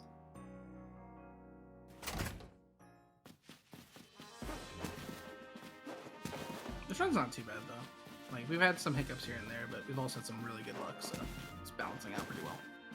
Yeah, totally fine. Yeah, Kricketune is rank 8, so I can just catch 1 and be done. Or evolve Kricketot, I guess. So I did actually get a chance to use 2 strong poison powders with my Dustox. So what I'll do now is I will not catch another Dustox. I will simply use Dustox strong poison powder on a passing Pokemon when I'm mounted on Basculegion, which we don't have yet. That's smart. On Basculegion, normal movement without the dash is really, really fast. It's still pretty fast without the dash, so that's the best time to use any moves. Teddy, I get 2 unseen Teddies. I did. Very good. I got a Graveler. I forgot. Yeah, the Graveler was pretty funny. It's not something you normally catch with a Pokeball. Doesn't really even help, but it's just funny. Yeah. And it could help, you never know. Yeah, if I don't get my levels where I want them to be or something, I don't know. Yeah.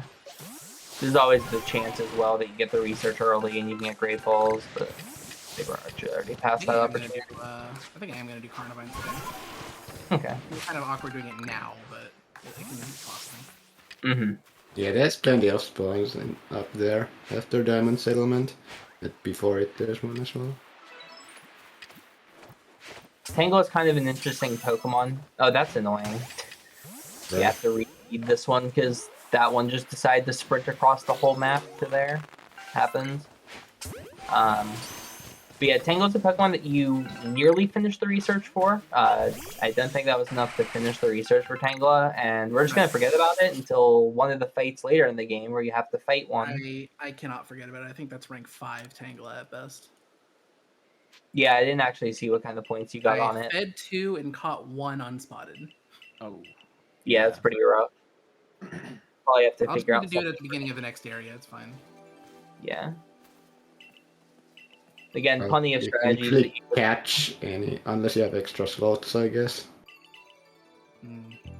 I can leave. Could always just feed it twice as well. Feed twice would work. Yeah. There's 2 at the beginning of the next area. Yeah. I can either leave Staravia and the 3rd Geodude out of my inventory, out of my party, and catch them, or I can just feed them. I might just opt to feed them. I don't know. I'll see what the rank is and decide. Yeah, so it's something that's awkward coming up, and the reason why it's like, oh, can I catch the Tangela later? You need party space because we need a Machop to go to the party. We actually need 2 Machops to go to the party. Yeah, there's the Cricket. Hopefully it gets in. So that Rock Hawk just broke. It's slightly out of the way, but it's worth it since it gives 5 iron chunks. Gonna stun and KO the Carnivine here. I guess the Kricketune broke out though. It did. Yeah, it did. Lucky. Well, we still have a few more spawns. Yeah. Like right there. Okay, that's not a Kricketune. It's over there. Well, there's... Yeah, before we enter the boss fight, there's like 2 more spawns. But... Yeah, I only have 64 Pokeballs, so I gotta be careful here. What really sucks is not having any more heavy balls. That's the real issue. Really? Okay. Oh, We're doing wow. this today. I guess we're doing the Force Sun strat. It is rare for these to break out, since Yeah. you're stunning them, and stunning is a good boost for them. Oh, female can be. Could maybe evolve that later. Og. And going for another Carnivine. Have you caught the Carnivine yet? I didn't actually see. No, I'm gonna catch the next one. Okay. Probably Yeah, should. these ones are a little higher level, so typically you don't get the kill with the aerial ace. Okay, not too bad. Using the aerial aces also finishes off Staravia. I think you need to use 3 total. You typically only get 2 of them off on the Toxicroak fight. You get the 3rd one on like much later in Cobalt, unless you go for the new Quillava strat where you use Strong Flame Wheel on it, which is like a pretty favorable range to kill. Yeah.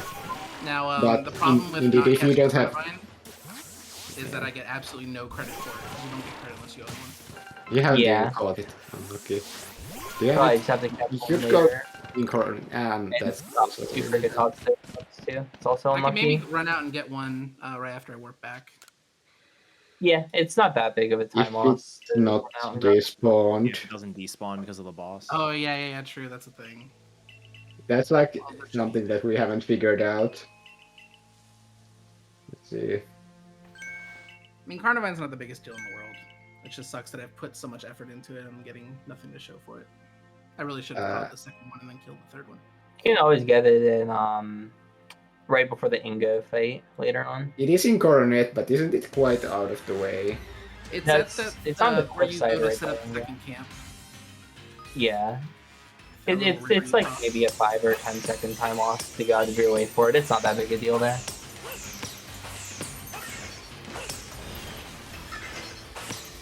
Could also potentially combine it with Golduck if you get enough stuns and just get both of them. Maybe. Not bad.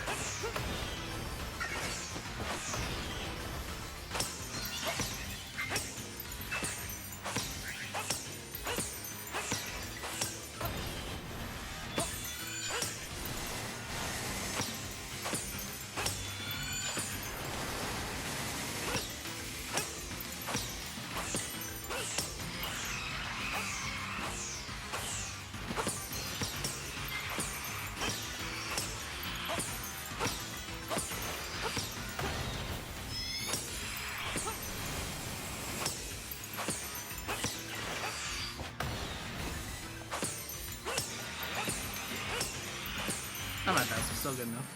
Yeah, it's still pretty good. Anytime you KO before the big attack, it's usually pretty good.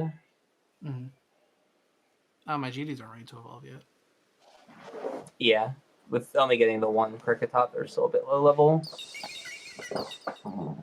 Yeah, so I kind of started mentioning it, but in this next segment, a lot of the route is kind of planned around evolving Pokemon, because as we mentioned earlier, evolving Pokemon is really good for research points, even though it's kind of slow watching the evolutions. But we're definitely going to get to see 6 Pokemon evolve. The plan is the 2 Geodudes and the Graveler, the 2 Teddy Ursas, and then 2 Machops. And then we might see some other Pokemon too, but those Pokemon kind of need to be evolved just because, 1, 2 of them are being used later for battles, and then also for the research points. And it kind of makes the party management a little bit awkward because you're trying to fit a bunch of Pokemon in your party to evolve them, and you kind of run out of space sometimes because, you need to evolve 8 Pokemon and you can only bring 6 with you. So kind of see what kind of strategies that Halk goes for. I could sit at night and get Ghastly Haunter as a backup, but Could even combine that with getting Carnivine. There's no Pokemon because yeah, there we go. Does changing time fix that? I think you have to leave and go back. That's Like, unlucky. nothing fixes it, and it's also random that it even happens, which makes it Yeah. no, not shopping. It's just 2 Pokemon. Yeah.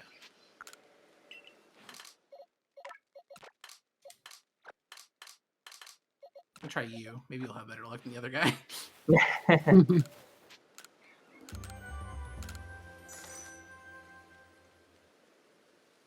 Did you finish the quick attack on Shinx? No. Oh.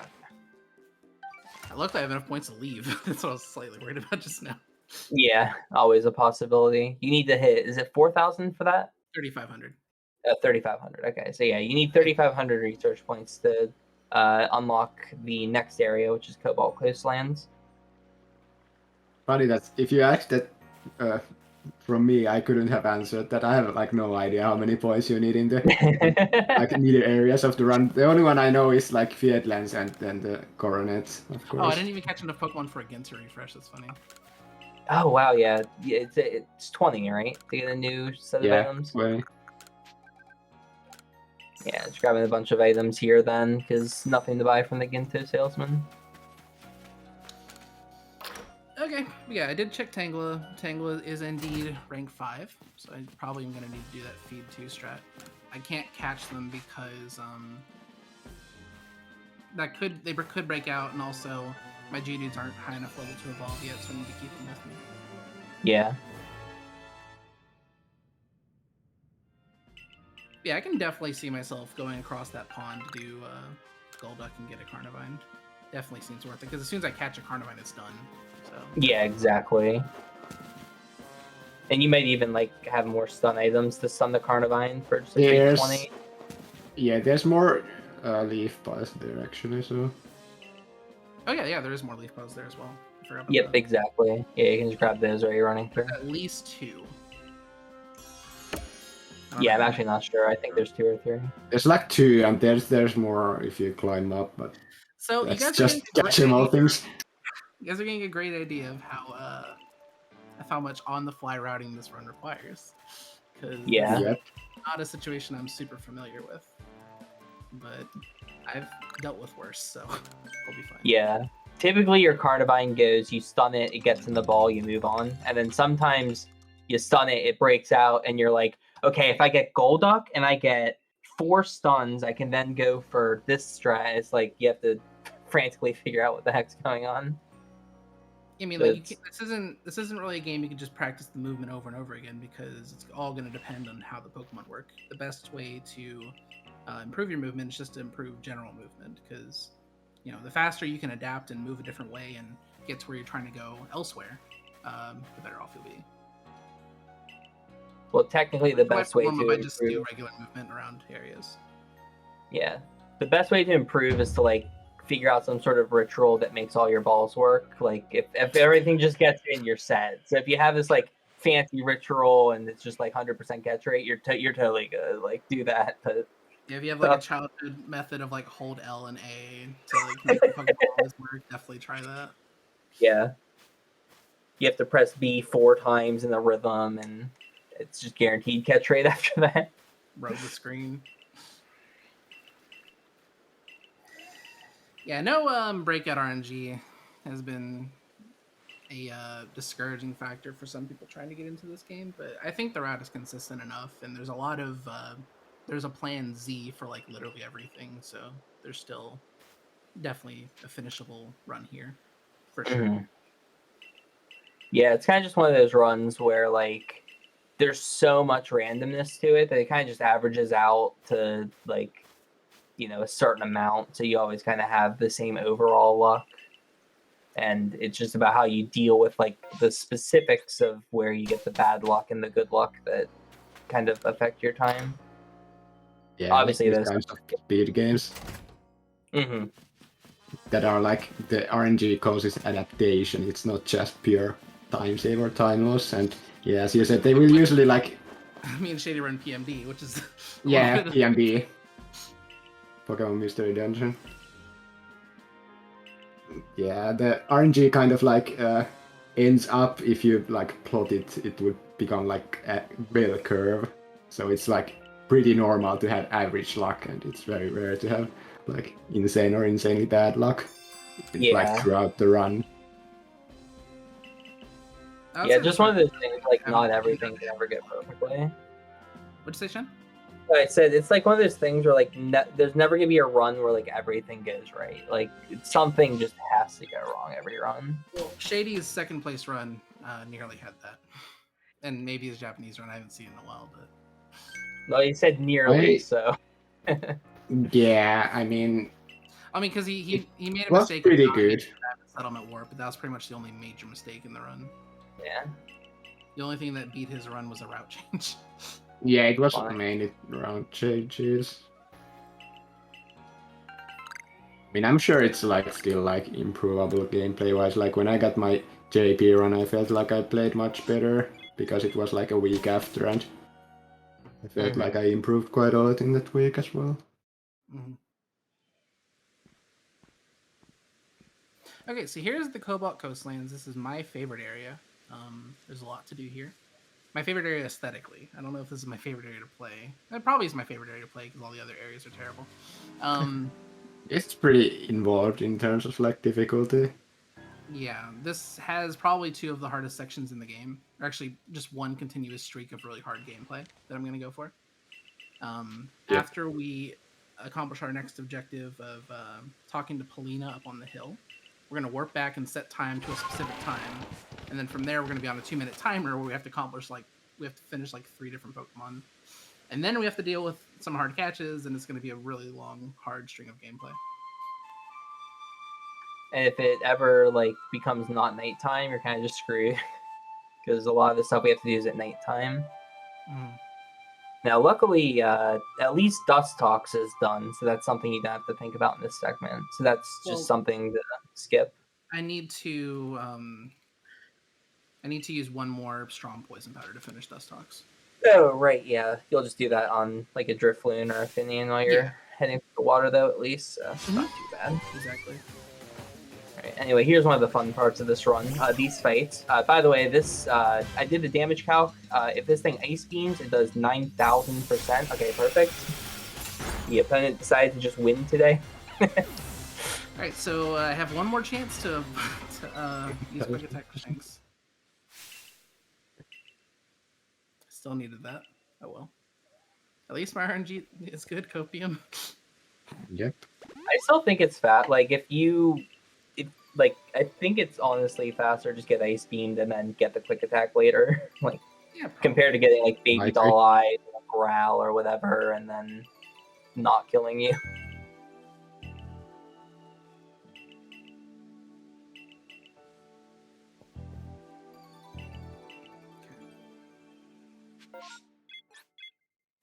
Oh, is it faster to travel there? I didn't know that. That's interesting. Yeah. Fast travel when you're already in the area is really, really quick. Gotcha. Yeah, there's no loading screen.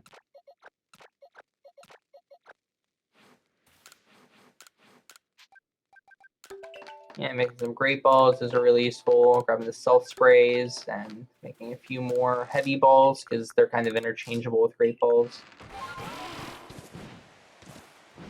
And these leaf piles are really useful for the run. 29, that's really good. Yeah, they'll get pretty high level later, which is nice.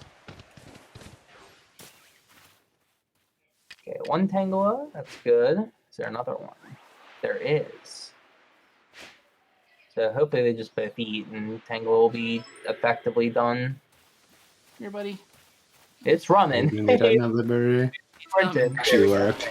Okay, that went really well. So Tangle is just effectively done. So at 7 research, you get 10 for defeating one, and you get 10 if he uses Ancient Power, which is kind of manipulatable. So nice.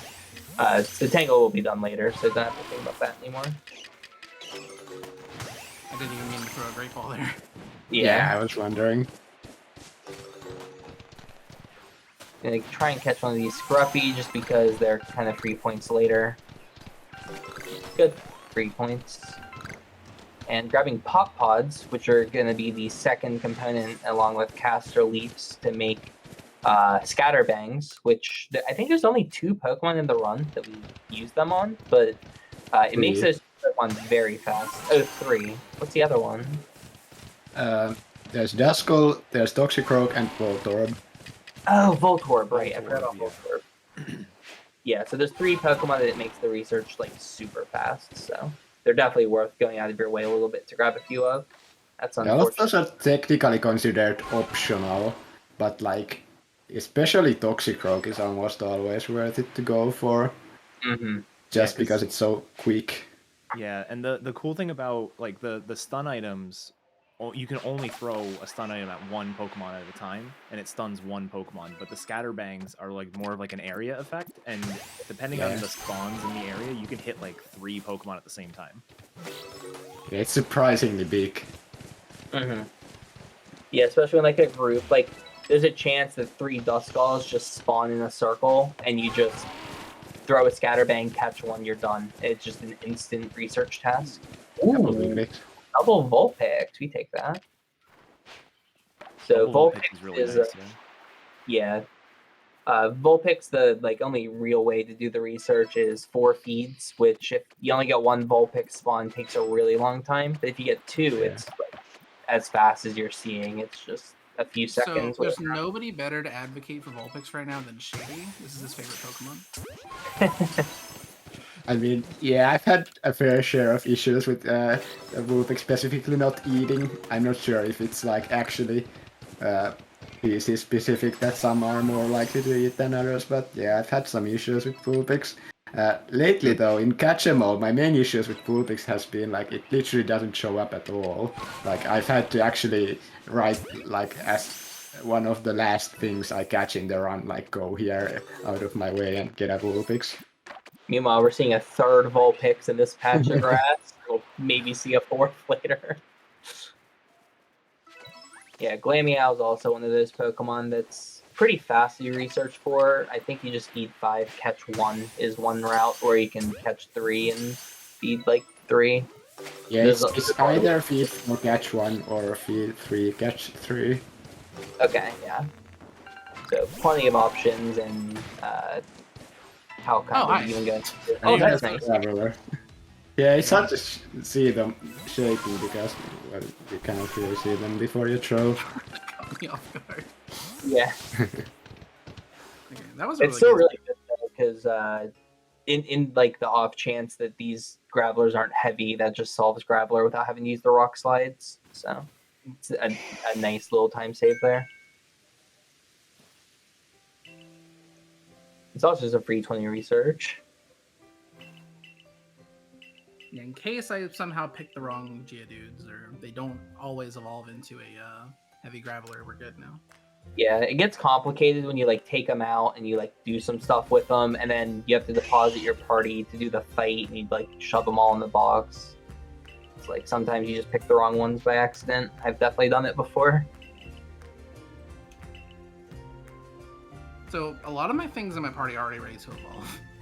I think I'm going to evolve the Geodudes and actually swap for Staravia. Well, actually, maybe I'll do that later. Because I just want to make sure that Staravia can kill the Abomasnow, but it's never been an issue, so I'm sure I'll be fine. Yeah. You can always use Rock Slide with Graveler to kill the Abomasnow too. It's a little riskier, but it's definitely an option. Never heard that before. Alright, here we go with strats. Yeah, strong bullet punch to Rock Slide always kills the Abomasnow. It's just if you miss, you know, you get energy balled and things get bad. Evening in this game is extremely short. I mean, I guess it's realistic when you scale it. This lasts only 2 minutes. Yeah, and you have to do a little bit here. You want to get Spiel done during the evening, and then you also want to go get close to the next segment because you can get a Togepi spawn, which is really nice for research. This is essentially now an extremely tight auto-scroller. Yeah, kind of. Because we need to wait for nighttime anyway. So grabbing all these, and then hopefully it gets there for Togepi and Chatot, which is the other Pokemon that you would want to... This field isn't quite... I did catch that. Okay. Nice. Got in. Very good. Nice throw a ball. The Weasel, never know. Maybe it'll get in. Throw a ball in Napalm. Who knows? Maybe it'll get in. Because I was aggro. Aggro. No Togepi on that spawn. Double? No double Togepi, so we don't finish Togepi then. pretty much the only way to do Togepi without losing too much time to do the cycle is to catch 2 and feed 2 and get the 2 unspotted catches. Still plenty of time here to finish Chitot, which is nice. This is kind of the rush. As long as it stays in the ball. Like, yeah, true. The thing about Chatot is that it has an abysmally bad catch rate, so that's why we are using raspberries to feed them, which increase the catch rate. Alright, good. Yeah, that Starly was looking like it was about to be a bully there. Yeah, as long as they stay in, we actually got it and we made the cycle. Yeah, that was perfect then. Yeah, Chitot's really fast if you get the catches, luckily. Oh, 2 scatterbangs from that too. That's really nice. That's pretty good. Salt cake. Oh, 2 Ultra Balls too. That was really good. Chests are extremely good. That was that's some of the best I've seen. That's one of the that's definitely the best thing to go for while you're waiting for the time to change. Oh my god! Wow. And yeah, just gonna use this Ultra Ball on the Dusclops, which is like totally good. Did you get 2 with that one Scatterbang? I don't know. I'm gonna do this again. You did, I think. I think I saw 2 Scatterbang pop up. And then needs to catch a Duskull here to get the points for the Scatterbang. That's annoying. Disappearing thing? Yeah, they just kind of do that sometimes. I don't know if he got more. We didn't see the Scatterbangs pop up, and we also didn't catch that one. Yeah. I think you're at 2 Scatterbangs right now for Duskull. Let me go ahead and craft them from my bag. Yeah. I don't want to miss this. Yeah, I'm pretty sure that you're at 2. So this should be 3. Oh, that was 5. Oh, what? Yeah, I think it just didn't show up. Yeah, there were 2 spawns up there. I didn't see a Dusclops. Yeah, pretty funny research there. Yeah, that's among the fastest things you can do. You have to craft them anyway, although it does lose some time to use the inventory crafting menu. Yep. Worth making sure. Yeah, here we changed the pathing a little.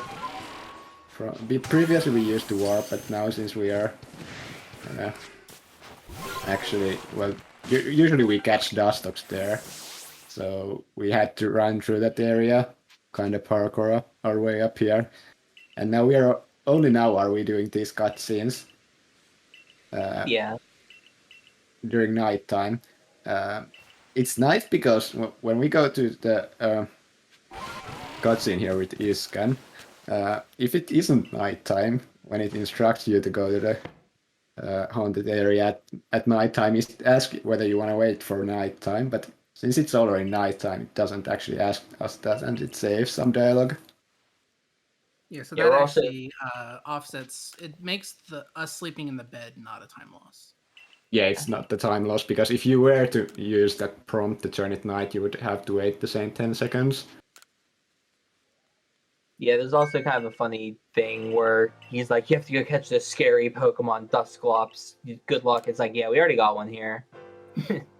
Just show that dialogue there is your mashing speed test. You can listen to the sound, and it will pretty much tell you how quickly you mash, because those boxes print out in like 1 frame. Here's your Dusclops, sir. He's so afraid of it, he doesn't even refer to it by its name. He calls it Dusclops. Yeah. It's pretty funny. Good old Dusclops. No, this has been a really good area so far. I've grabbed every optional Pokemon that's possible in this area so far. Yeah, been really smooth. Growlithe, Vulpix. Yeah, getting Vulpix feels really good. Definitely makes me feel better about the Carnivine situation. To the point where I may not even go for it, if items permit. Yeah, it really just depends on some other factors now. Even though Carnivine still would be like really fast, because just throw a ball if you see one. If there's a ton of things I still need to do, yeah, I'll definitely do it. Yeah. Okay, got 5 evolutions to do. Right, you have no splits, so I can just like even compare to. 151.45 right now. I mean, like in your previous run. Oh yeah. I wanted to see how it compares to PB. This isn't that far off PB somehow. Yeah, I guess I can compare to my run. Yeah, just a tad low. Realistic. Like, my run was very good at the beginning, but it loses time at the end due to strats and stuff.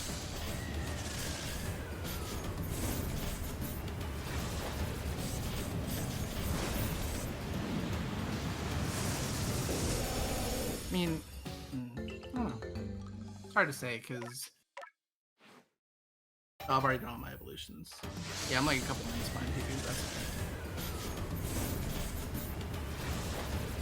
Oh, my PB had a really bad coronet though, so I can save time there. Yeah.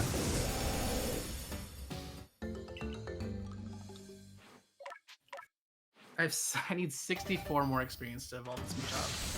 So I'll just deposit everything except for the Machop. I don't need them right now. I guess I'll keep nurturing for EXP and potential backup if Gastrodon dies to the Gengar. Yeah, it's always worth just having the Ursaring on you just in case. Well, unless you literally don't have the space for it.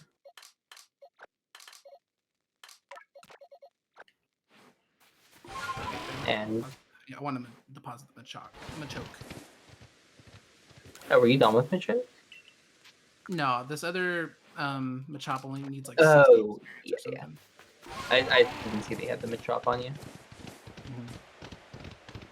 No, Yeah, so leaving some party space here. Because they were both level 29 when I got them, which is the highest level possibly get them. Yeah, needed to leave party space because later on going to catch Shellos, which needs to go to the party because we need to use it for the evil bandits coming up, and we won't have another chance to go to the PC to grab Pokemon, so needs the extra space.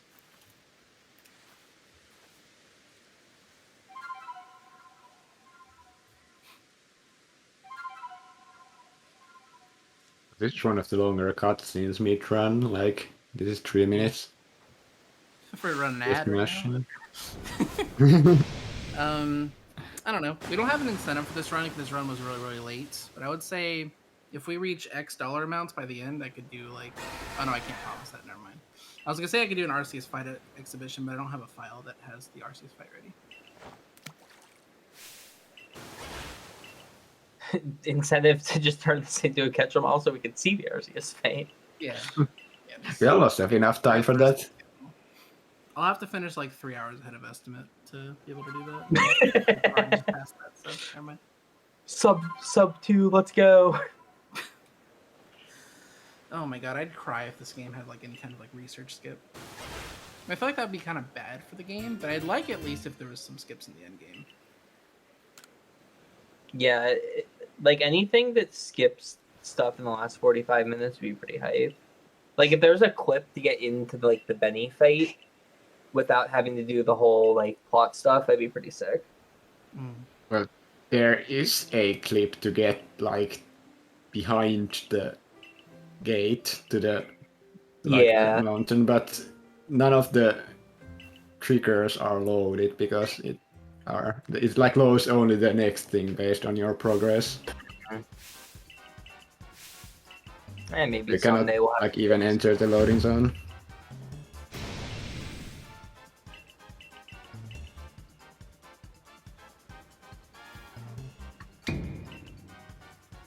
I'm very curious at how many points I have.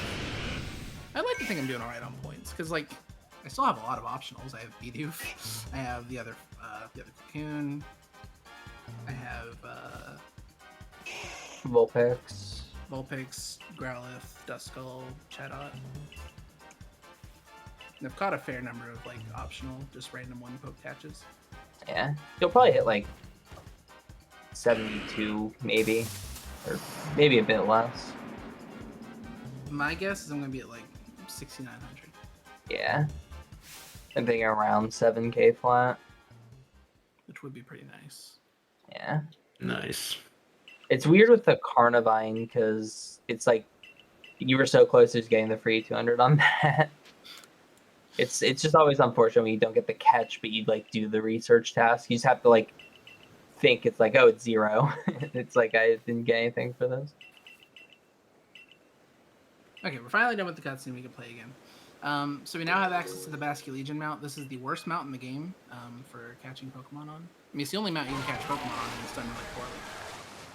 But like I said earlier, we're going to use Dust Tox to do a strong poison powder on something we encounter here. I don't care what it is, just as long as it's in this straight line I'm on right now. Not that, because I can't backstrike it. I could, but it's kind of difficult. Yeah, it's also crucial to backstrike because you need to not get destroyed by the thing that you're trying to poison powder. I haven't seen any Use the Alpha Man time. so far. There we go. This fish is not going to ruin my day. I don't it's the same level as you. You're fine. Yeah, it's not that big deal. It just sucks going second because it's just a bit of time loss having to watch it use acid spray there. Alright, but that finished Dust Talk, so don't have to think about that anymore. Fred's still spraying. Yeah, got self spray for this catch. Yeah, since these have like an unspotted task. Mm-hmm. The other thing with the Shellos is you'll probably see the level check where you like target in on it and see what level it is. You want to catch the highest level one if possible. I think Heart usually just leaves multiple slots in the party, so you can just pick one of them. Nice bomb. Here we see the thing where you break the loot box. And then you break the loot box, and then it puts an item into your inventory, and it pushes them around in the hotbar, and then you use something that you didn't intend. Yeah, it's kind of annoying. Okay, there's 3 caught, so don't really have to catch anymore. Unless maybe they run bunch. Okay. Could just feed, I guess, maybe. It's also slow. Yeah, unfortunately Hulk isn't a fan of smoke bombs, he just hasn't learned about the utility yet. It's the most professionally I've been told skill issue in my entire life.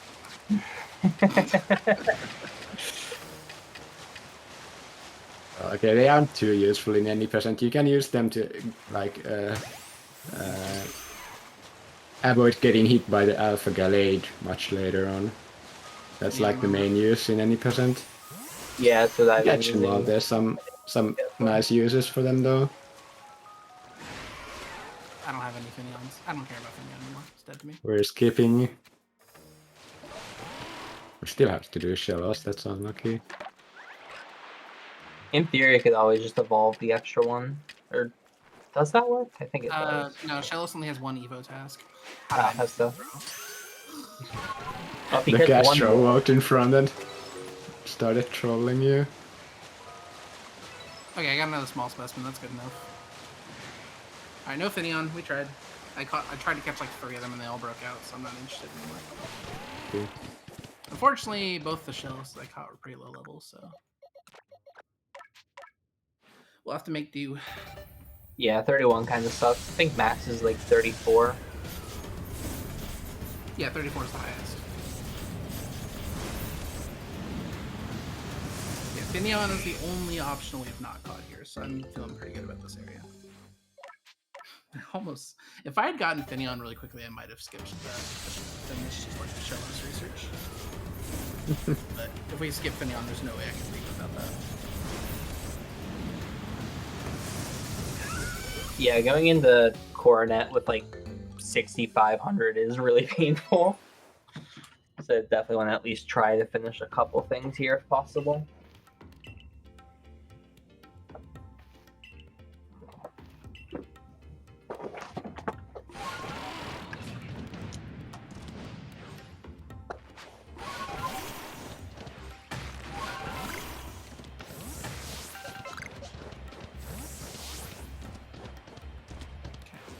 So the reason we have Machoke here, it's not going to finish this fight. It's not going to win. But in order to finish Machoke right now, we need to use a strong Bullet Punch. Or I guess it's regular Bullet Punch we need, but regular Bullet Punch only does like 10. I think strong move is 20, so. Yeah, you just need to use a strong move. It doesn't matter which strong. So. Yeah. You use Bullet Punch here just because it's a free 10 research. Anything else doesn't get you research, so may as well just get 10. You have to use a strong move anyway, yeah.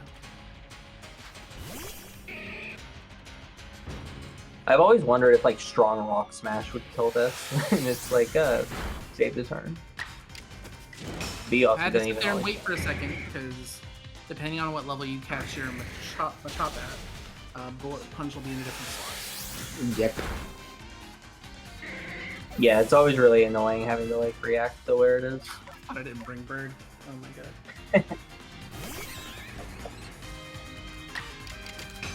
Yeah, they just aerial ace for the KO. Yeah, there's a few fights in this game. Fighting is definitely, I would say, even tertiary in this game, just because of how like wonky the system is and how little fights really matter. Like the first thing is, you know, obviously catching an overworld and completing research in the overworld. Second thing is the battle catches, because Shinx and Dialga make way more of an impact than any of these battles do.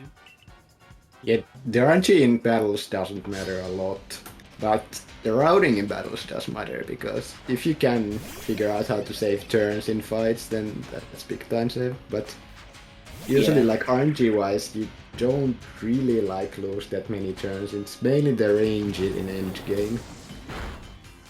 So you may have noticed that Gastrodon's out, but I never really picked it. I had Machoke and then Gastrodon specifically in that order in my party list, so that whenever Machoke died, and it wants to start the next fight, it looks for Machoke, but Machoke's dead, so it goes to the next Pokemon to start the next fight, and that's Gastrodon. There's another way to do it. I learned from Eddaket's PSRD run that I commentated. If you have the hotbar at the bottom, change down to Gastrodon. It'll whatever Pokemon you set your hotbar at the bottom to will be the next Pokemon you start with. Yeah, it's actually kind of a nice change from the originals, because like in other Pokemon games you have to manually move the Pokemon to the front of your party if you want it to lead. And then the same rules would apply, like if your lead Pokemon is fainted, then it would go to the next one. But in this game you can just sort of quote unquote select a Pokemon, and then that'll be what gets used. This Gengar is always a very fun part of the run. Like, he's hypnotic. Never brought up. Sorry, but we don't actually get experience in this fight until the fight ends. So that's very important later on when, for a lot of our fights, we're gonna have one Pokemon as the survivor. So. Yeah, true. Luckily, it doesn't matter too much, since not every fight gives a level up, and level's all that really matters for damage, though. There's not really any EVs in this game you can get. Yeah. It's a weird component about this game. The stats are, like, very different. Normally, like, getting levels matters, like, a lot for Pokemon. Like, a level 30 will be significantly stronger than a level 40.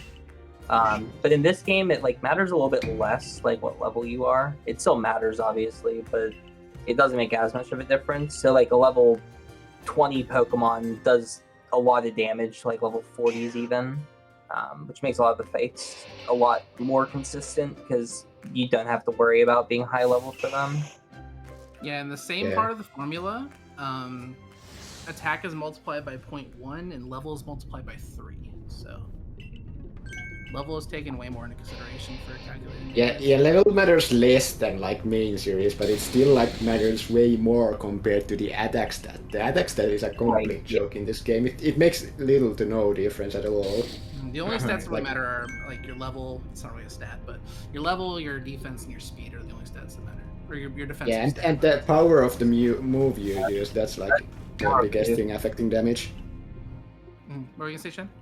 I was gonna say, yeah, power of the move matters a lot. That's why, like, getting Earth Power with Gastrodon makes such a big difference, and like close combat with the Sneasel later that we'll get to see, because they're such strong moves.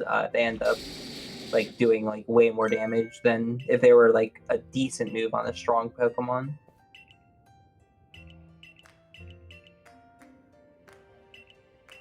Yeah, I'm only like I said, 4 minutes behind my PB, which is perfectly okay. Maybe a little bit farther behind because the Shellos was a complete tragedy. I might have actually not needed to do that extra work on Shellos because that was my second small specimen for Shellos, which means I did get it first, which means that's definitely a substitute for a second unspotted.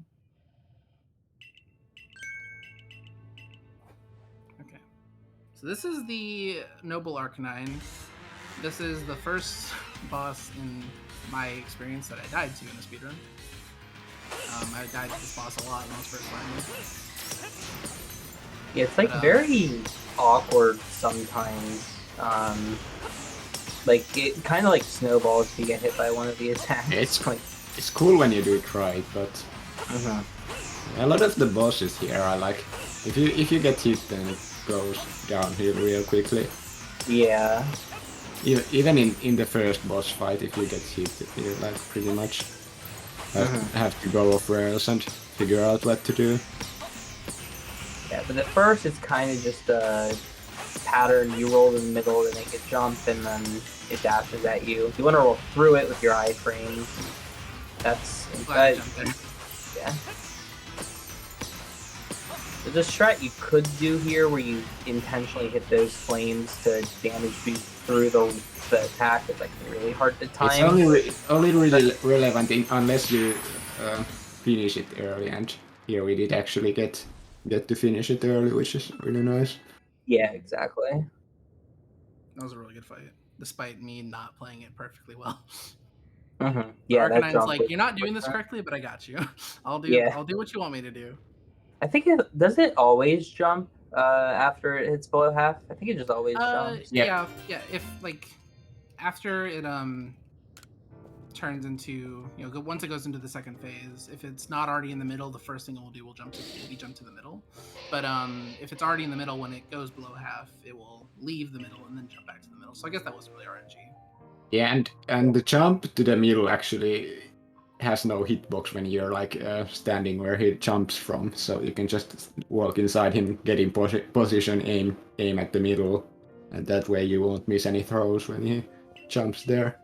Oh, that's interesting. Well, the flames that he spawns in the second phase do have a pretty big hitbox. I mean, yeah, but I mean, from the spot he jumps from. Oh, whenever you're where he jumps from. That part has no hitbox. Obviously, you cannot be in the middle because there will be the frames and he will land there and you'll get hurt. Yeah, if I didn't kill the Arcanine there, he would have gone to the complete opposite side of the arena from me, and I would have had the damage boost through the fire in the middle to get to him. Like, he does that all the time. Like, seems like they intended for casual players to line up their throws perfectly, which makes no sense. Yeah, I think the idea was to like teach about the fact that you can charge your throws fully and land them. Or teach about damage boosting, I guess. But yeah, definitely. When I first played this fight casually, I thought you could fall in the lava, and that made it a lot more complicated. Same. I was so worried about like rolling into the lava and just like dying. And there's like an invisible wall basically for the lava, and honestly, it makes it incredibly hard to navigate, even on something like later on we're going to have a mount that allows us to fly. Even like just trying to fly over it, there's a giant invisible wall. You can't do it. Yeah, in Catch 'em All, when you want to catch Magby there, for example, and you go back there for Heatran, and you can also get farm some mud balls in there. So yeah, you do go there several times, and you kind of have to maneuver around the invisible walls. I got a Firestone I never noticed. All right, big moment here on the research points. Yeah, this is important. It's pretty good. That's kind of low. Yeah, a little low. Depending on like that I have like a free 200 on Carnivine if I can. Yeah, that's right. Yeah. As long as you do that, it's fine. Yeah, Carnivine plus Golduck's looking a lot more reasonable now. It's gonna be insane if I got Finneon, but I don't want to say insane, but like we'd be really comfortable right now if I got Finneon. That's what I'm meaning to say. Time wise, this could be better, but it's alright. I think sub 250 sub 350 is dead, but we can still get a pretty good time here.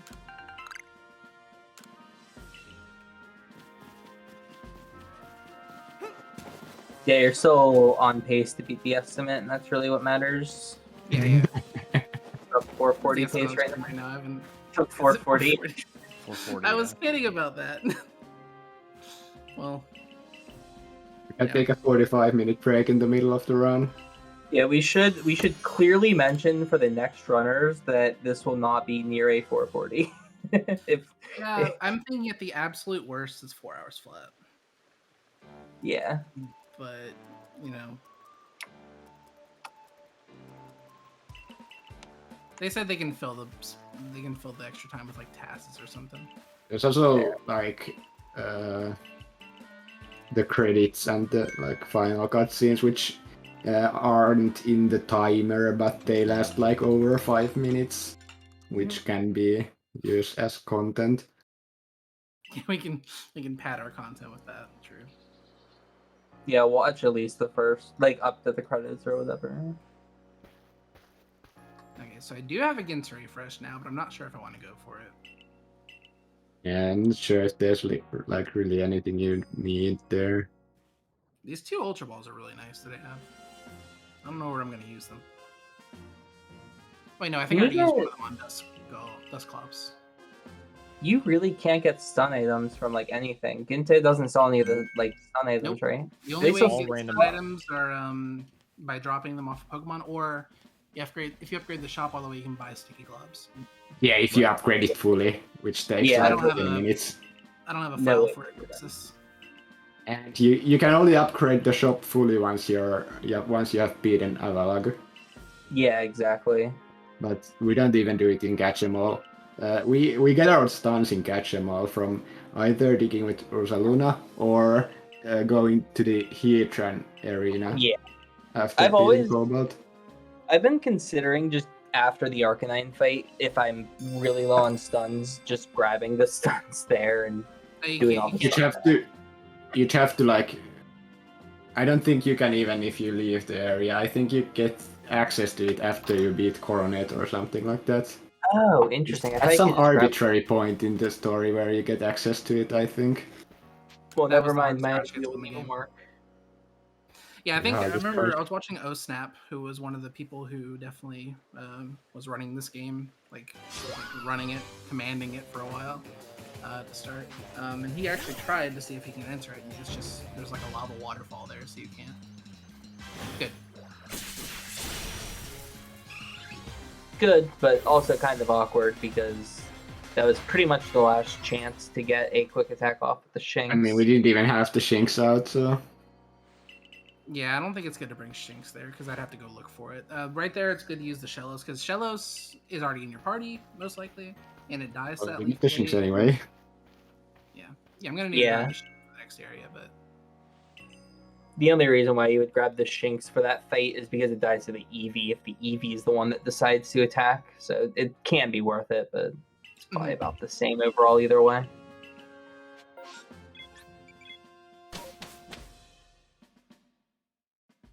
Yeah, those fights are just awkward because it's kind of just random if you get attacked and like if either of them attack. So it's just sometimes a giant pain. But I think you always get attacked on turn 2 after you get the baby doll eyes. If you do get baby doll eyes on turn 1. I've never been stalled longer than that. Yeah, so at least it's kind of like a cap to how bad the fight can be. Oh, I definitely pressed right. Okay, so this is the last area we need to do research in. This is Coronet Highlands. It's a little busy, for sure. First thing we're going to do is we're going to set evening so that we can do Yanma and possibly Yanmega. We'll have to... There's not a lot I can say about the area. We're going to have to just talk about it as it goes because, what I do is just going to depend on how everything else cooperates and stuff like that. Yeah, this is also the last opportunity to do research tasks because as soon as the Electrode's defeated coming up, that's when you're ready to go to the final area. So this is the literal last chance to finish off research on Pokemon. So right now we need about 1,900 research points. So Halfrey's gonna have to calculate that out and figure out a path. That is a lot of the fastest things to do are here. So yeah, there's a lot of really fast Pokemon you can do in this segment. It's also nice at this point you kind of have like a bunch of items, and because it's the last area, you know that you can just use up everything. It's like, okay, I have this many stuns left, I'm going to use them to finish these Pokemon. I have this many scatterbangs, I'll finish these Pokemon. really it's just the point where you can use up the rest of everything you have. Here's the first Yanma, catching 2 Yanmas at evening. Sleeping. This one saw me. That one saw me too. I'm gonna go cross the water. I'll trust that that one's gonna count as unseen. Yeah. You can always come back for it. Yeah, since you didn't aggro it. Mm-hmm. Yeah, so got the Yanma spawns, just has to hope they get in here. I have no idea if it got in because I don't have audio. So I don't think it didn't. Yeah, I can't hear if they're getting caught either. Okay, there we go. Oh, nice, got 2 of them, perfect. So Yanma and Yanmega will both be finished. Yanmega still requires a little bit of work. Yanma is done, but that will get done pretty soon. So that's 2 of the Pokemon. I don't know exactly how many. You probably need to finish research for like, what, 6 or 7 here? On top of the Yanma and the Skuntank. It's about 6 or 7, I think. On top of the Skuntank, I need to finish 7 Pokemon, Okay. including, which includes Yanmega, or Yanma and Skuntank. Okay, so right now 6 Pokemon left that need to be finished, so... We got like Carnivine and Shinx to finish here. Hippo maybe? Just do you count them? Yeah, Hippo as well. Hippo was not done. What was it, 6,650 I had? It sounds Something right. It was like that. 6,600. I don't know what Yeah. the 10th place was. Yeah, I can check it while I'm walking a Fingo here. Yeah, it was definitely This is a 6650. I was muted, sorry. No worries. Okay, cool. Okay, so I can use that as a starting point. I'm gonna go ahead and add. I have a little calculator open for myself. This I'm is- going to add the 120 for finishing Shinx because we're going to. Add the 200 for Yanma because we did that. Add 200 for Yanmega because we were gonna finish that as well. Carnivine's 200. Yeah, Carnivine's 200. Tangle is going to be 130 because you're at 70 now.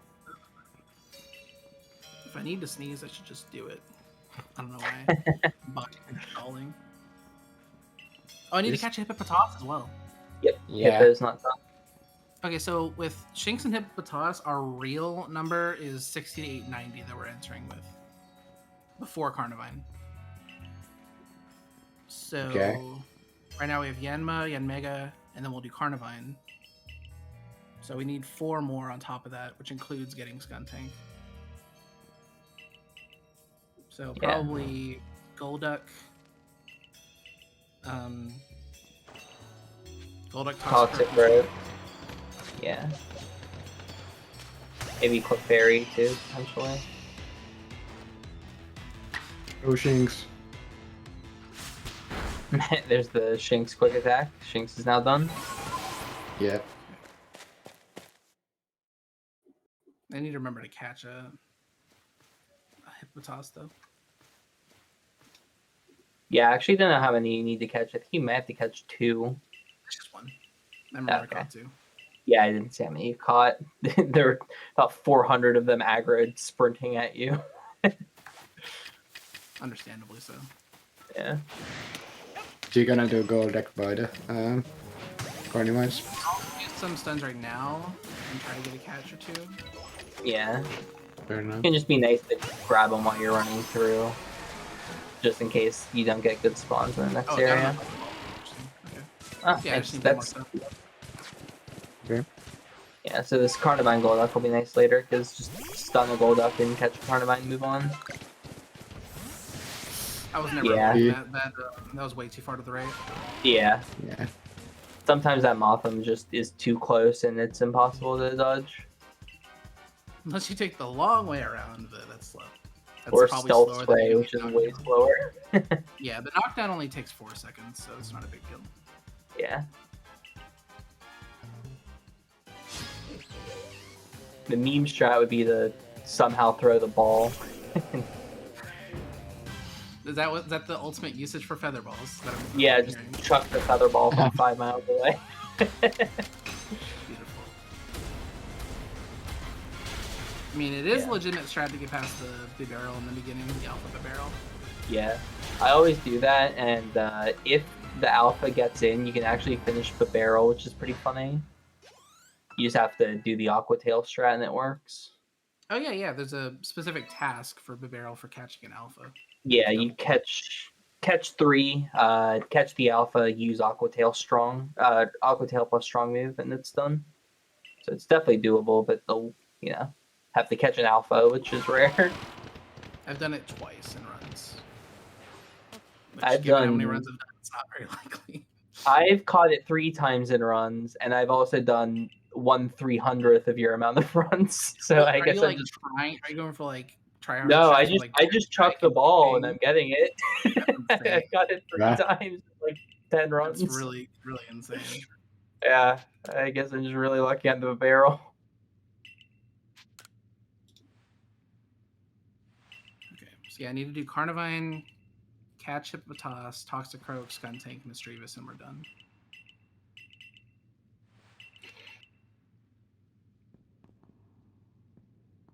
Wait, no. We have to do 7. Yeah, I think you're missing a Pokemon. I think you still have to do like Clefairy or something too.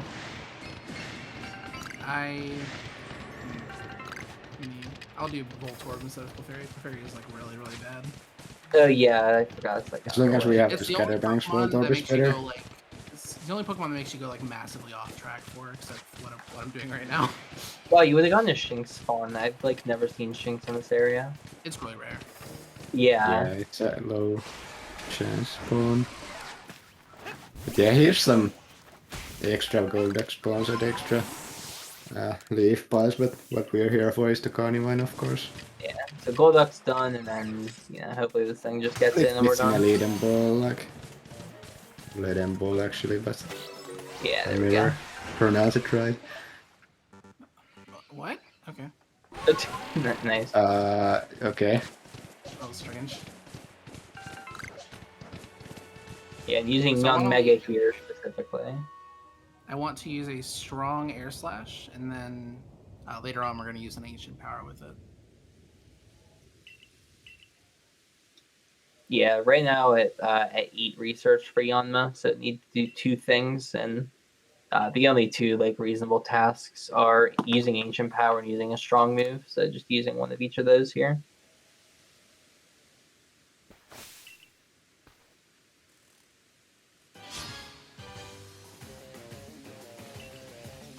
This fight's also nice because it has a lot of Pokemon that you're just going to finish the research for. So this will finish off the Machoke research, and then the Tangle is going to come out and use Ancient Power and then get KO'd, and that's going to finish off the Tangler research. So it's nice having...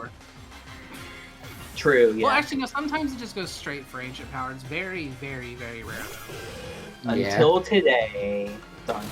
But, yeah, you right now needs to see this Tangle use Ancient Power. It's like almost have to be like stalled. You just have to like Ancient Power at the Mega and wait for it to use Ancient Power. Thank God we did not get the Ancient Power boost there. It's really bad. Yeah, I've had that a couple times. It's never fun.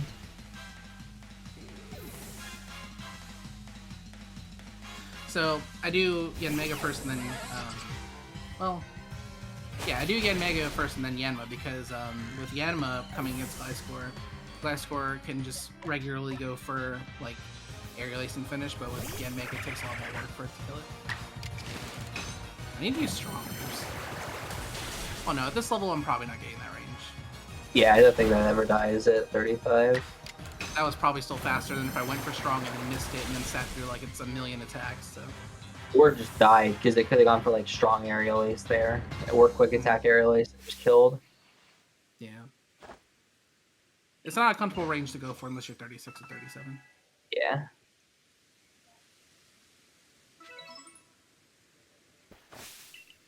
That's, I guess, one of the benefits of being a little bit picky on the Shellos that you catch.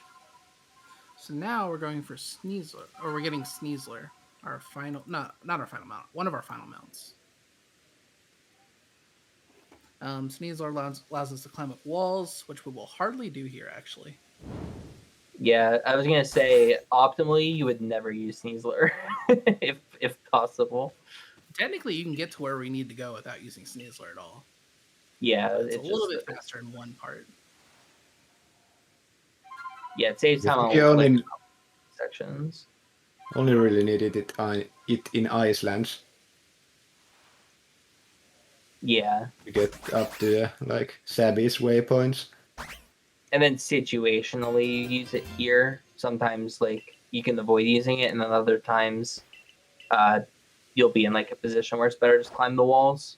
Yeah, depending on where I catch the hippo, I sometimes use Sneezer to climb up to the Toxicroak area.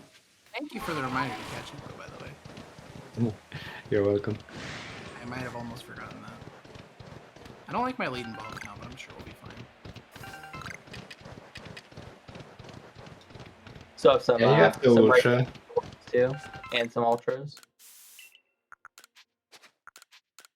Yeah, gonna revive the Unmega here, and then heal up the Ursaring, the Gastrodon, and the Unmega. The melee fight coming up is a triple battle where, because the game is fair, they get to use 3 Pokemon at once against your 1 Pokemon, Yep. which is very cool and fair. But yeah, that fight you need those 3 Pokemon for. Because like Hulk doesn't really use the Ursaring, you can just use more Yanmas or Yanmegas. I do have the Ursaring in the notes, it's pretty much the same thing, you just use strong, or not strong, you just use Slash with it. It has 10 points on it actually. Mm-hmm. It's also nice, earlier Hulk managed to capture a Croagunk, so just getting some free points for also scaring one of those off here. Yeah. You don't normally get a Croagunk spawn here, I feel like. Lucky. Yeah, first... Yeah, first it's on the same spawns as Toxicroak. Yeah, little Goomy running around there too. Nice. There Okay, we go. got in, that's good. Needs to get 1 stun at least on one of these stun tank. It's nice to get multiple spawns. Yeah, it's I'm either... gonna save my mud balls for Glalie. Yeah, that's a good call, I think. It's Good either backup. 2 catches or it's 2 stuns that you have to do. Yeah, looks like just gonna go for the second catch here. Backtrack Problem all. with catching a second without stunning is that it's more unlikely. Yeah, though with the Ultra Ball, Like it's to usually catch. pretty doable, so it's good that that got in. Yeah. Yeah, so far so good. Guess if you have a stealth spray up, you do get a unspotted bonus for catch rate if you're using those. Yep. And then type balls specifically. I don't think unspotted actually boosts the catch rate by default, but it's on those types of Pokeballs. Alright, now for Mischievous. Ooh, that's fine. Mischievous is generally a really good catch rate. Like, we're going for Pokeballs and it's probably gonna work. Yeah, that one noticed, so the second one might not Yeah, get the in. one that noticed might break out. It looks like it got in. We're good. All right. Alright. Yeah, I can't hear. There's a little jingle that plays. We all aren't listening. Yeah. So we can't hear if things are getting in, but you can react if you hear the sound. Yeah, and one of the kind of spooky parts that just happened there is when you take damage, you can't get on or off your mount until like the damage animation stops. So Hulk took damage on the fall right before the Mischievous and had to sort of wait for the red flashing Yeah, to that stop. sucks. And obviously, if you get noticed in that time, it's really bad. It happens to me a lot in the Pachirisu section. Yeah, Pachirisu in particular definitely happens that. There's a way to land off the cliff without taking damage. Yeah. It's quite specific though. No, it's the second one. Yeah. 2 Voltorbs in. You got a heavy. I don't think that matters because you still need the points. Oh, you got 2 heavy. Oh yeah, we are definitely done. Yeah, with 2 heavies, you're definitely done. That was actually kind of nice in the second one, but it got in anyway, so it didn't matter. And time for the melee fight. This fight that I was mentioning, it's kind of annoying because it's the 3-on-1, and like I don't understand speed turns. Sometimes you just get attacked 6 turns in a row on this fight. That's when multiple pokes are using agile on you. They like keep knocking your turn further out when they're back. Yeah. I don't know if we mentioned it, but agile moves decrease the priority of the target. Yeah. I did mention it briefly. But yeah, this fight used to be an absolute nightmare before we like actually like Wow. put some effort into routing it. It's also nice that the Yanmega was faster than the Skuntank. Sometimes you're slower and you just die on turn 1 and you don't get off the Ancient Power, which loses you 110 points, which is a lot. So that's just something else that can happen that's really annoying. But luckily, you just got the Ancient Power off, no issues. Yeah, this fight is a good example of things synergizing really well. We want to get the points on the Yanmega, so we, lead it and use Ancient Power to KO the Zubat. And then the Skuntank using Flamethrower actually gives us points as well, because we caught the Skuntank and seeing it use Flamethrower. It's not that we have to use the move, it's we have to see the move. So even your opponent using it still counts for your research. And then killing Scorpio with like Ancient Power is also poison. Yeah, there's a lot of synergy here. Yeah. This fight used to be a really big nightmare, mainly because we just didn't understand how the agile and strong stuff worked. Like, it's obvious to assume that if you're using agile moves, you should be going faster, but that's just not being reflected in these fights. Because you're only slowing down one Pokemon by using an agile move. And I think we all used to try to kill the Skuntank first. Yeah, we did. Which is like exactly the opposite of what you should be doing. Yeah, it was like you would attack it twice with Ursaring and just hope that you don't die to the other two while you're trying to get the KO. But now it's just smarter to save the Skuntank for last. It also lets you get more Flamethrowers potentially, which is a lot of research. Because that's one of the doubled research tasks. I don't know if we ever mentioned, some tasks give you double points.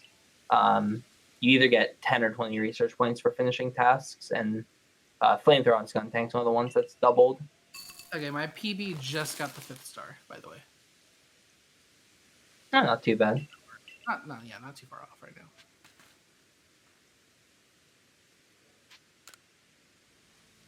As long as the research is finished, which, definitely should be. This could be sub 350. I feel like you did everything. Yeah, and then even like the too heavy, too light or whatever, Voltorbs helped a lot. Yeah, just the little points here and there that add up. I feel like this is the easiest and also the hardest noble. Yeah, like for sure. These Voltorbs can just exist sometimes. Yeah. And then other times they RNG.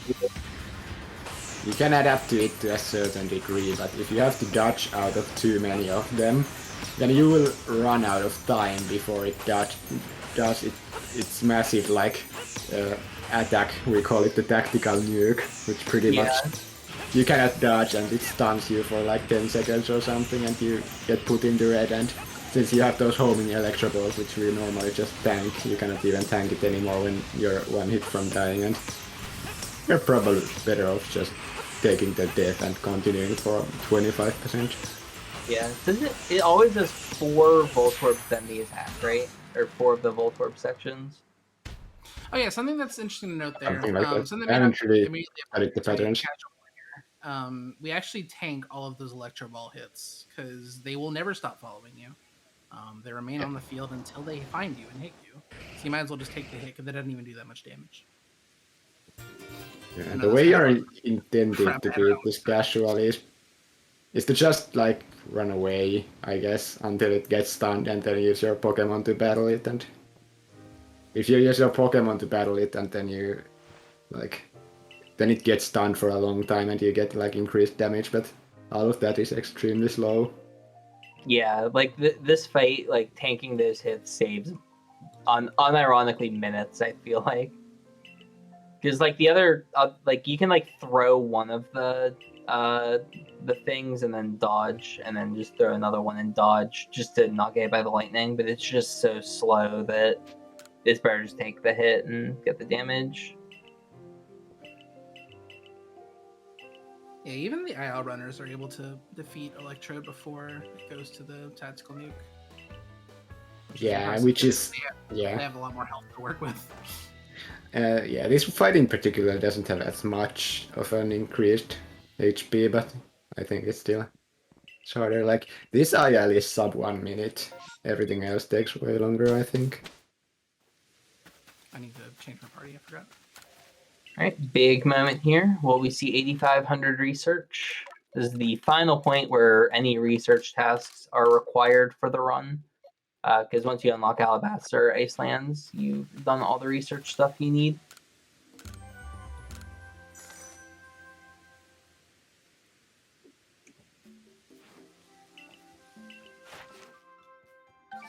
There you go. 88. Well 88. over. There we go.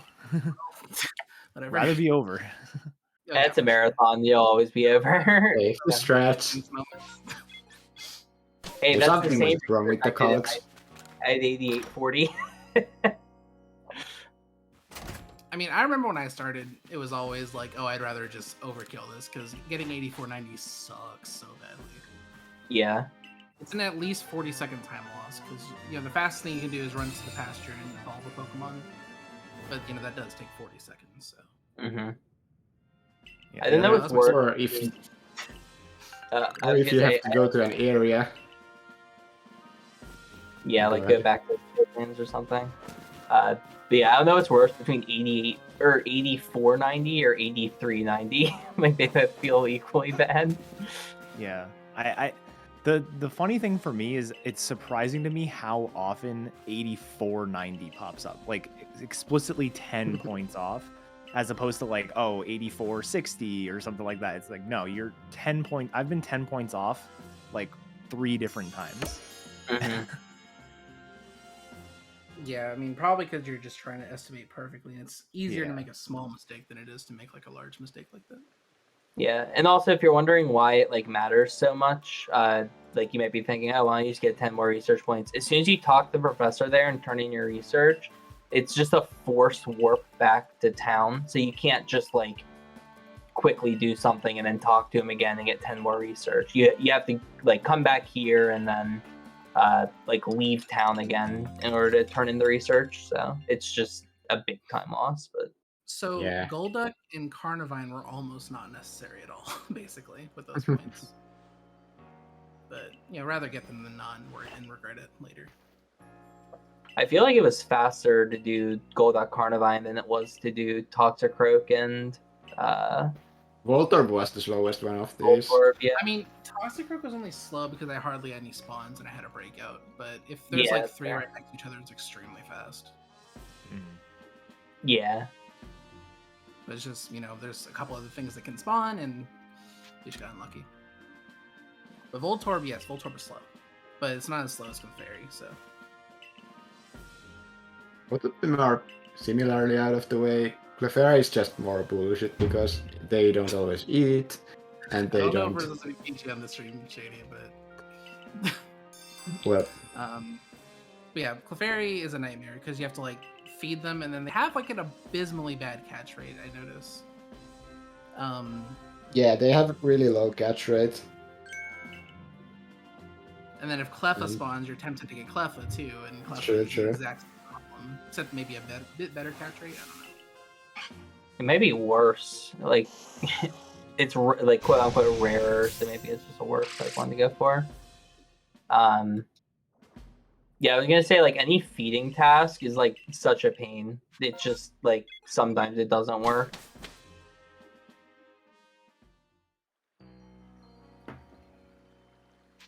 Okay, so this is our last rival battle. And we're going to try to lose it just as efficiently as we did the other ones, if not better, because the last rival fight was really bad. I'm expecting minimum of 2 quick attacks from the Shinx here. Right? Yeah, I have Shinx anymore. Yeah, I was about to say it's a Wurmple, so it'd be very Yeah. hard for a quick attack. It's gonna learn quick attack in the amount of time that it gets to spend watching this Mr. Mime set up True. iron defense and True. God, this Mr. Nah. Mime is so great. It goes I'm for kidding. Cold Look at Land, it that. goes for Hypnosis. Sometimes even after it finishes setting up, it'll switch to Pikachu.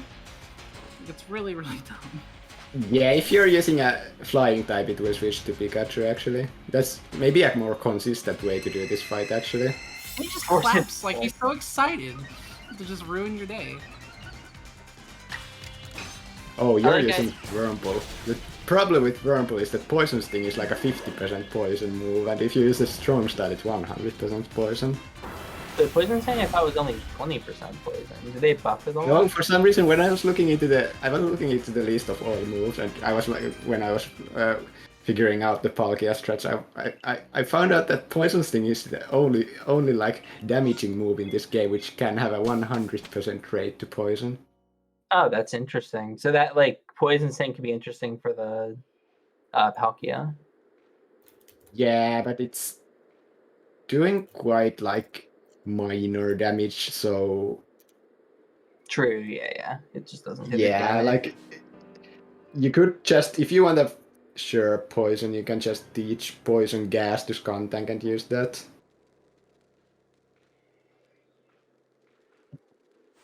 Yeah, I meant it when I said we're going for Palkia strats. I'm done with Dialga. Relationship ended with Dialga. New relationship with Palkia. Yeah, I'm excited to see how it goes.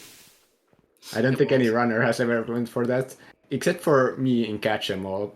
I used Gallade. Well, I mean, Palkia is just optimal in Catch 'em All because, like, you know, Yeah, it's I going to be a think problem. before I just used Drain Punch on Dialga, and that Yeah, worked well enough. But I can now use Poison Jab. Before the Glade 7 Catch 'em All, I used Alpha Lucario and used Dragon Pulse, so it didn't really matter who I hit. Right. And Narita has less text at the lakes, so. Gastro. That's all I need, right? From the you. Oh my god, I feel like I'm missing somebody. Gastro Skuntank leave. Okay, that's it then. Because you get the 3 Pokemon to party and leave a space. Okay. I thought I had enough for Well, you can bring 3, but then you don't have space for the calculator. I just couldn't remember what the party was here for some reason. Yeah, no, I do that too. There's like so many like weird specific parties. It never feels right to leave with 2 Mons. Yeah, this is such like... a weird, you know. Yeah. Yeah, that's what we use. Do we have stuns? Not really. Oh, we do actually. Yeah, stuns are huge for this. If it's like high level, you might as well stun it out for it. Well, it's a before whatever. Just this should be a catch. Good. 54 is fine. Not the best, but not the worst. Yeah, I think it's 53 to 56, so it's good getting not a 53. All right, here's the big boss. Yeah, this is like, what was it like? 2/3 catch rate, something like that. I don't know. I have an Ultra Ball, so it should be a lot better. Right. Nice. There we go. And still have 1 Leaden Ball later because there's 1 more Pokemon that we need to catch. Accidentally perfect routed. Yeah. Just say it was planned and you calculated it. All the breakouts and everything. Yeah, and you might be wondering, oh, so we're done with all of our research tasks. Why are we still catching Pokemon? These Pokemon are much, much, much better than anything we have in our party or in our pastures for the battles coming up. And the battles coming up are battles that we have to win. We really can't. I don't think there are any more fights that we are allowed to lose. If there are, they're just faster for us to win. So I think. Are you gonna do my strat? Are you gonna do the thing I came up with? Reminder. Are you gonna do my thing? Can't remember what it was. I was switched to somebody else. Hard switch to go. Crunch. It's just faster by like a few seconds. Unless you get Shadow Claw. He got Shadow Claw. I'm not sure if it's actually better because then you won't take enough damage to get one shot in the later fight. In this case, yeah, but I don't think it's like you still like lose time from the 2 turns. So Alpha Pokemon get a random move tutor move from as their first move slot, and I got Shadow Claw.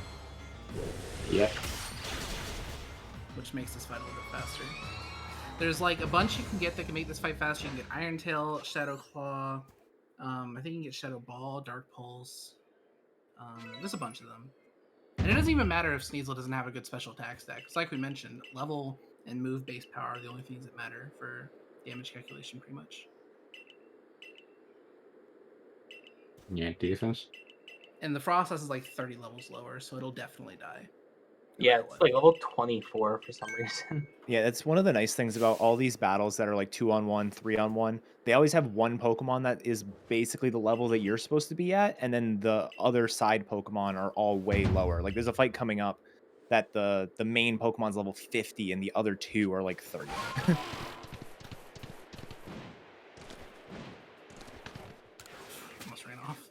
But yeah, that strat has changed a lot too for that battle. That's Sabby's triple battle with Rhyperior, Electivire, and Magmortar. Before, you would just pray that your Gastrodon got to level 40, so that you could use strong Earth power on the Rhyperior. And at that point, I think it was even a range. But now we use the Sneasel to just nuke the Rhyperior, and then we use Gastrodon from there. So, because Electivire can literally do nothing to Gastrodon. Electivire only has electric type moves. Yeah, any ground type, it literally can't do anything to. And Magmortar's best option is Flamethrower or Poison Gas. That's all it ever uses for me. You have to wait until the scroll in the top left corner it completely fades in. Otherwise, you won't get the warp point. I found that out the hard way when I missed the first sub forever. Poison Gas and Flamethrower are the only moves it has. Yeah, it literally only has 2 moves, I think. Wait, it doesn't even have 2 other moves that do other things? Nope. No, it's just 2 moves. Okay. Yeah, and Electivire just has Thunder Punch and Thunder Wave. Yeah. Because they're so low level, they haven't learned yet. Yeah, for some reason they don't like giving good low-level moves just to final evos, even though you can sometimes like get them evolved really quickly with the items. Mm-hmm. You think they would have made that change for, you know, a game where that's like a boss fight, right? At least for those. Yeah, it's weird because it makes their AI better overall because they have less garbage that they can do. Like if it has like Ember too, and they're sometimes like use Ember, it's like they just don't want to deal with like the AI programming that only use Flamethrower probably. Well, apparently the rematch for the Daybreak update has Poison Gas, Flamethrower, and then Rock Slide and Psychic. That would make this a harder fight. Yeah, that fight. I tried it like once, those like rematches in the Daybreak update. I was like, I did a few of them like with my casual team, and then I found that I was fighting like level 80 alphas, 3 versus 1, and I was like, nope. No Pokemon speaks to the damage formula change more than Rufflet. Yeah. Like with the original damage formula from other Pokemon games, there's no reason. This Rufflet has no business on our team, but because it has Brave Bird and it's a level 50 Rufflet, it's gonna be great. Yep. Maybe I should have waited a little bit to Stealth Spray. Maybe I could have combined it with. Rufflet, I think, has an attack. No, Rufflet's actually like a pretty decent Pokemon. Well, okay, it has Hustle, is why it has like an actual attack stat, but it's like base 80. Yeah, there's no abilities in this game though. Yeah, like in past games, like it would have business on the team because of Hustle, Brave Bird. It's like the YOLO play. Yeah, it's base 83. Yeah, so that's like effectively like a base 100 attack Pokemon with Hustle, or a base like 130-ish. Okay, so there's a reason why I go up to go to Steel than to go down, because if you mess up going to Steel, you have to go and back out of the menu anyway. So if your mess up is pressing out of the menu, it's more optimal. That is fair. The 12 spells that you're assigning to that probably affects your menuing a little bit. Etiquette has some ways to remember this that I learned in his past run, and ever since then I've actually just never forgotten it. Exactly, right? It's the first one is RSI because that's what the game gives you. Dude, I need that joke too. Damn it, I needed it first.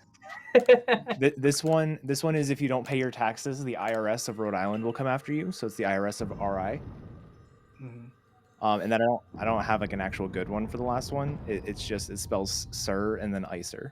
Yeah, I do Sir Icer as well. The middle one, I think it's a sandwich. I call it the seal sandwich with ice spread. That would work. Shady literally just learned what Rhode Island was yesterday. I thought it was a road, like the thing you drive on, but nope. It's apparently the smallest state. Yep. Yeah. So I'm an European. I looked at the guide yesterday and it said Rock Island. I'm like, Yeah, shit.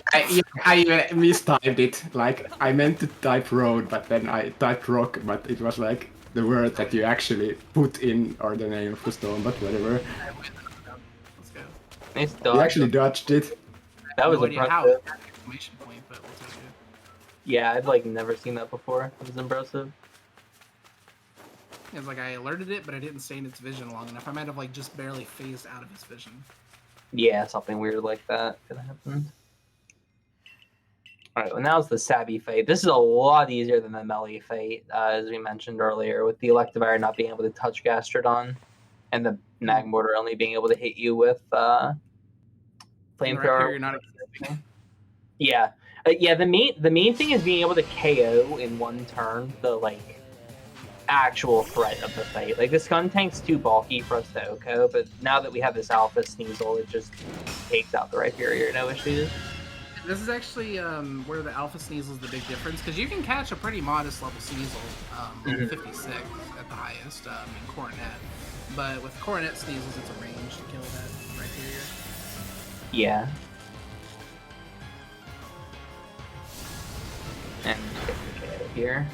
Highest, yep. And then we'll send in Gastron and just go for. We're gonna go for Magmortar first, because like I said, Electivire can't do anything, so there's no point in killing it and seeing another move from Magmortar.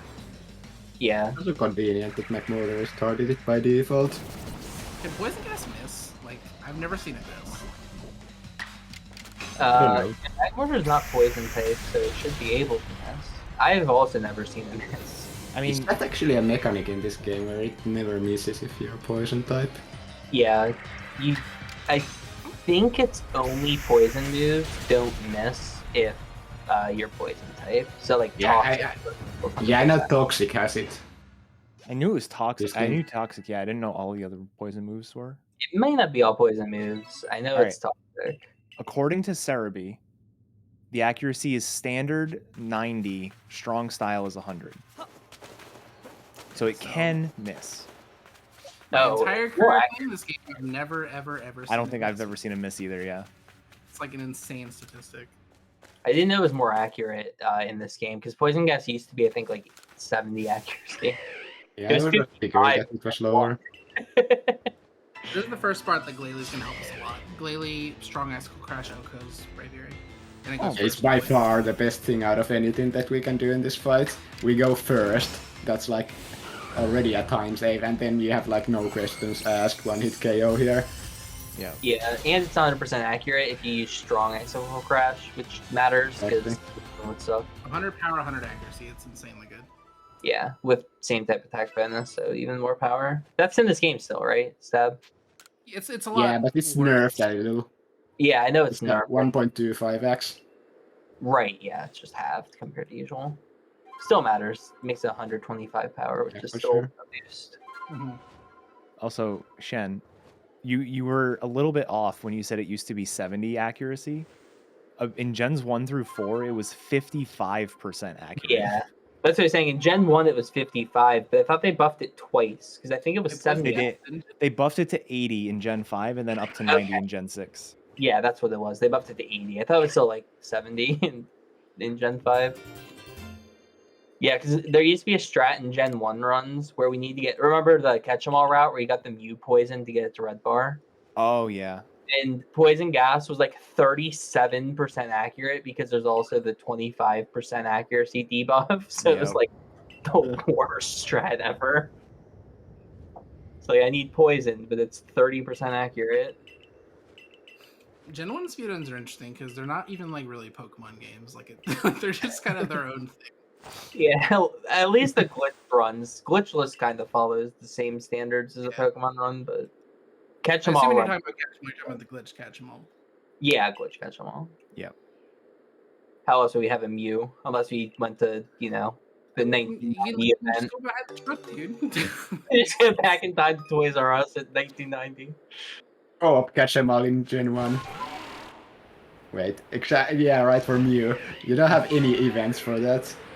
Yeah, I've done co-op catch 'em all with like 2 games, and you just trade between them. It's pretty fun. It's kind of similar to the co-op you do in this game, where you just have 2 people and catch 'em all. Yeah, that's one of the most fun speedruns to do in this game for sure. So Yeah. now that we have Braviary, it may have concerned you that I briefly switched to Weird Ear there. That's actually the fastest way to descend without sacrificing speed. Because Weird Ear and Braviary have the same top speed. Yeah, you actually do sacrifice speed with that strat if you do what I do, where you just don't get on Braviary in time. You sacrifice a lot of speed when you do that, actually. Yeah, you just kind of splat on the ground. It sets your speed to 0. It's the worst. Yeah, you set to 0. You actually get negative speed because there's also a cutscene. You fall backwards, you keel over and die. Yeah. Terrible strat. I'm always secretly in the back of my mind scared of dying there, but it hasn't happened yet. Luckily. Yeah. I once have messed it up, like when I initially came up with the strat, I messed it up and I fell too low, so I had to climb back up, but that's the worst thing that has happened to me there. Yeah. Or either of you practiced in the infinite height glitch, or not even glitch, the infinite height thing with Braviary?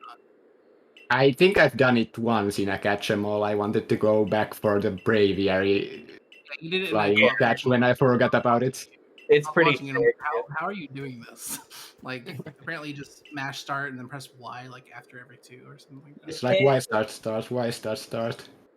Yeah, it's Y plus and then A. Just Y plus A, Y I mean, plus A. Y plus A, either or. Anything that gets you back on the mount. Fun fact, summoning Braviary from the D-pad gives you more height than pressing A. Yeah. That's important. Yeah. Yeah. So I guess you want to. That's why we always use that.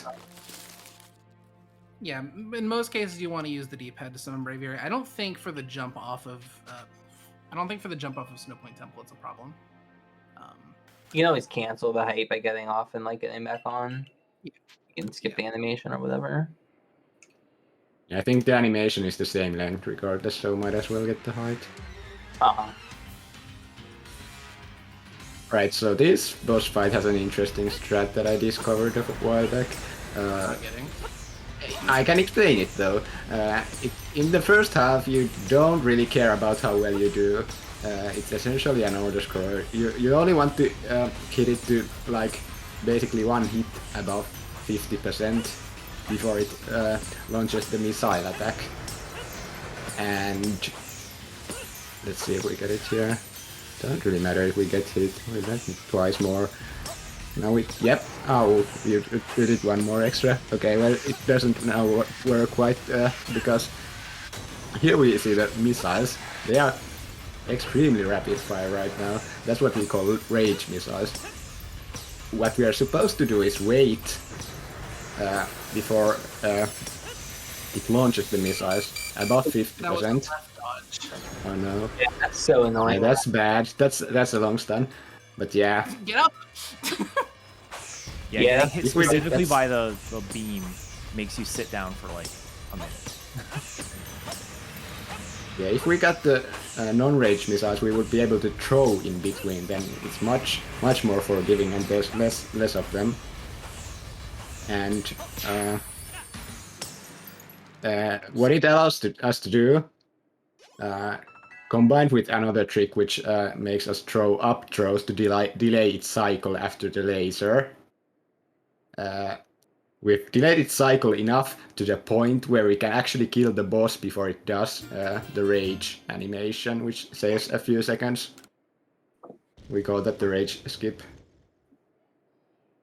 But yeah, I kind of had to explain it without any it's also like, great because demonstration, but dodge that one attack where it shoots the balls at you. Like I just rage during that attack, and if I don't have to see it, I'm not raging. So makes sense to me. That's the first time in a long time I've been hit by the laser. Yeah. Yeah, it's very unfortunate when it happens. Yeah, I was literally holding left on the joystick, which is the worst part. Like if it was my own fault, I'd feel better, but yeah.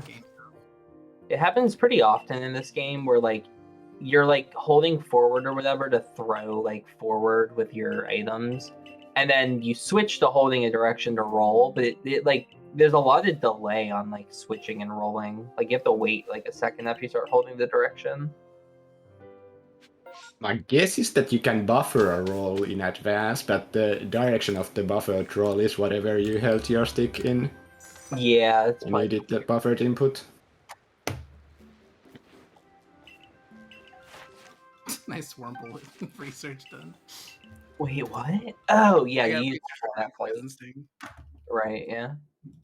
That's really funny. Alright, so I'm actually be switching to a turbo controller for the remainder of this run because, you know, not really PV chance on the main board.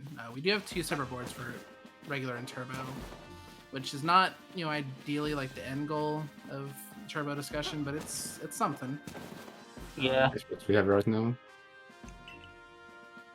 I'm definitely an advocate for turbo, but Yeah, matching. the biggest thing about turbo for me is finding actual good turbo controller. That way I can actually start like running with it. Yeah, I love the Switch Pro controller. It's like a really good controller, but there's just no good like turbo options, or none of them feel like really good.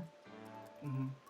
There's some controllers that like seem very similar and have turbo, so I hope that one of them works. Like maybe we can try them out or something. I know some of the people in the Switch PSR Discord have tried them out and had like rather positive experiences with it.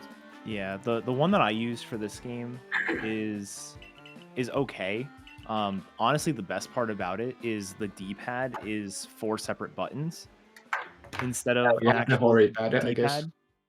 No, it's actually yeah, it is a Hori one. And so you can play with it, you know, and you can actually hit left, and it hits left and not left, and also down. Yeah, that's huge. Hopefully, I'm not on my PMD DX profile on this controller. Do you remember which mode it is? I'm moving, so it's not the one. Yes. Yeah, PMD DX. It benefits you a lot to swap the inputs of your joystick and your D-pad, which this controller allows you to do. But that would be disastrous here because, you know, trying to move forward on the joystick would just open up my menu. I'm using the 8-bit Do Pro 2 controller. It has absolutely horrible sticks. Like, for some reason, when you rotate it in the circle that has, like, naturally you rotate the joystick in a circle. If you look at the input it makes, it actually makes a square. That makes no sense. And on top of that, it's extremely jittery. So trying to do any aiming with that in this game is like and it has an absolute Xbox nightmare. Xbox 360 triggers, which is bad. Right, those triggers are also bad since you want to spam them for like the boss fights. I guess you could turbo them, but that would be a learning curve trying to toggle the turbo on and off mid-fight. Well, maybe. No, I can do that. I'm already toggling turbo for my like A button. Yeah, doable. Or maybe you can like switch the front and the back because like you need to change what's on your hotbar a lot less frequently than you need to aim and throw. Yeah, if you like remap the controls.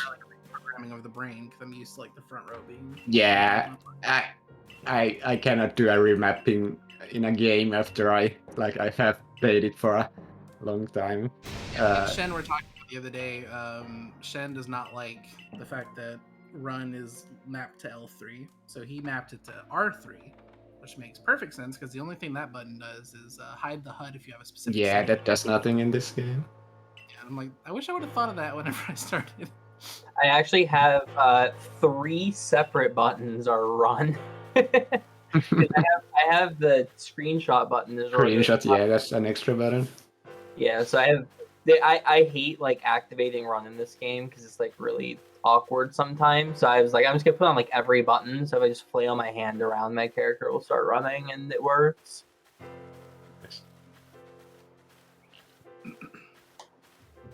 Yeah, I was trying to think if there was like another button that could be interesting to put on. Like, let's do it, you coward. Wait, what? You had to pull out like a Joy-Con or something to restart your game. Oh, you literally can't. Can you actually remap it? Thought about that. Oh, would you actually be stuck in the game? That's funny. No, you literally, it doesn't allow you to map over home. Yeah, it wouldn't let you. You can't mess with. Yeah, Nintendo's cowards. Imagine the power we'd have if we could just map something to that. It's weird considering there are controllers for the Switch, like officially licensed ones that don't include the home button. Example, the Horipad for Pokémon. Oh, that's interesting. Was like one of my favorite controllers in general for games that do not require sticks, like for essentially DS button layout games. Mm-hmm.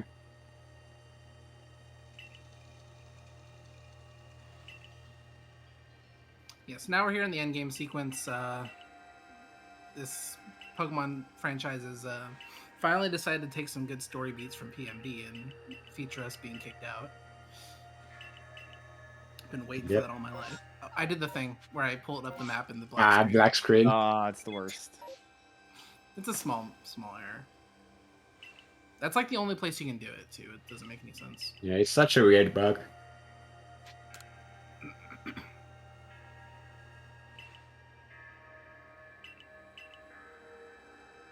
Yeah, my PB for the turbo category is 355, which would have been a 351 if Dialga didn't take 9 balls. So hopefully I can beat that. Maybe. Best possible time right now is 349.28. I love the idea here where you just go for the turbo record because you can, or like turbo PB because you can. It's like, oh, I'm on strategy. I'm telling you. Yeah. I forget. I think eddaket GDQ was like, yeah, Keys, you want to just hit the A button here? We can get the co-op record. We never submitted, but it would have. Yeah, it would have been the co-op record at the time. Yeah, it's just funny how like, even though it is like quote unquote faster to do turbo or whatever, not as many people run it just because like you need different hardware for it, and the main category is still the non-turbo, so most people just run whatever the quote-unquote main category is. Yeah, I believe that if we can like actually find a good, reliable turbo controller and have all the top runners switch to it, maybe we can make a bigger migration to the turbo and at least have it more relevant in the leaderboards. Or maybe even like get into the discussion of merging them and just having it as a variable that you can see in the leaderboards. Yeah, we already have that for the Beat Cleavor category extension. Yeah, category extensions already do that, so yeah. Yeah. I mean, like the record for right now for Beat Cleavor is with turbo because you know if I'm grinding that category, I don't want to start my hands for Beat Cleavor. So I was using turbo for a while, but there's a lot of runs on there that have no turbo, and my no turbo run's not even that far off of it. It's like 20 seconds, so I don't think it's that big of a deal. The problem is just what Shady said. There's not a lot of good turbo controllers. Like the one I've tried recently. Well, this one we've already said a lot about because me and Shady both have this one. But also I've tried the Hori Battle Pad or something that has like the GameCube layout pretty much. It's like a wired GameCube controller.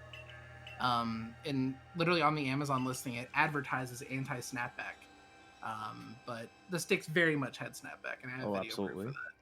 That's the one. I use that one for BDSP. Yeah, that's the one. Specifically because it's mapped like a GameCube controller. It has notches, and BDSP is a game that like really wants you to stay on a grid, so it's really nice. But in a game like this, you'd have very snappy movement, which isn't ideal most of the time. Snapback mostly matters for doing the crouch uncrouch cancels because that requires you to release the stick, and like 50% of the time when I try it, I'm facing 180 degrees the other way. Around. Like oh my god, there's one part in this run that I had like really bad snapback, but like it's really rare with my main pro controller. Like it's been honestly, I've had it since 2017, and it doesn't have any snapback. But the newer one I bought, that was bundled with Odyssey, has a lot of snapback, so it's interesting. Something about the longer controller gets used, the more snapback goes away. I don't really know too much about that, but that's the case with games. I guess the springs get looser or something. Something PODE. Did you already check whether your Skuntank or Glalie is better? No. Am I supposed to? Yeah, I add it into the guide, like, with the calcs. But I didn't add the calcs into the guide, but I just tell which one to use. I Really. didn't even look at what level Skuntank I took, to be honest. I think it was I 40. I think you got First like one. you got a 54, so you would have a 55 Glalie right now. Mhm. What level would Skuntank need to be better? Let me find it. It would have to be 47. 47 now? Yeah. Okay, I was about to say, like, that's not a thing, Shady. You can't get a 47. Yeah, I'm basing it off the current level, of course. Like, the amount of EXP you get might vary if it dies or something. So it's only if you get a 53 Glalie, you would use a high level Skuntank if you had one, right? 53 Glalie is so bad. Yeah, 53 Glalie is like worse than pretty It's much like almost anything. arguably like you're better off not catching it. Well, it's the Glalie is still really good for the Braviary, but Oh yeah. Good. Well, the first Good. Braviary, yes. The second the second Braviary is still a massive range. Correct? yeah, you wouldn't bother at that point. You would still use Skuntank. Here we have a nice track to climb the cliff. Like, we can take Sneasler for a second to reset our, like, the ascension on Braviary and repeat it quickly. When you jump off the wall with Sneasler, or some random watch poke in the water. But yeah, there's actually an input to jump off the wall with Sneasler, and if you switch to Braviary after doing that, you get your like rising animation back. Yeah, you get your ascension back. And because there's a lot of ways where if you switch Braviary, you don't get your ascension because it detects that you've already used one, you cheater, and you don't get another one. But it doesn't detect that when you jump off the wall with Sneasler. Yeah, if you just grab the wall with Sneasler and switch to Braviary, it wouldn't work. Alright, welcome to this segment of the run. There's 3 fights that you need to go to and do. All of them are ranges. Typically, you just want to try and get as many of the ranges as you can, but it's very random. Here's the first one. I'm gonna click Strong Crunch and hope for the best.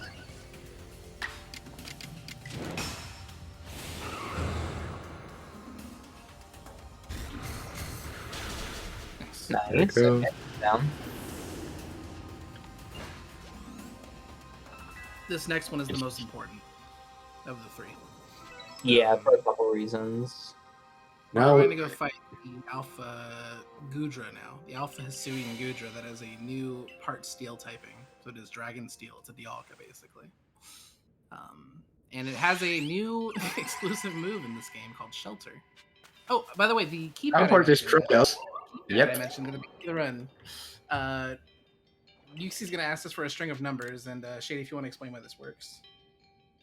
So essentially, the game pulls up the keypad from the Switch OS, and conveniently, the Switch allows us to plug in a USB keyboard.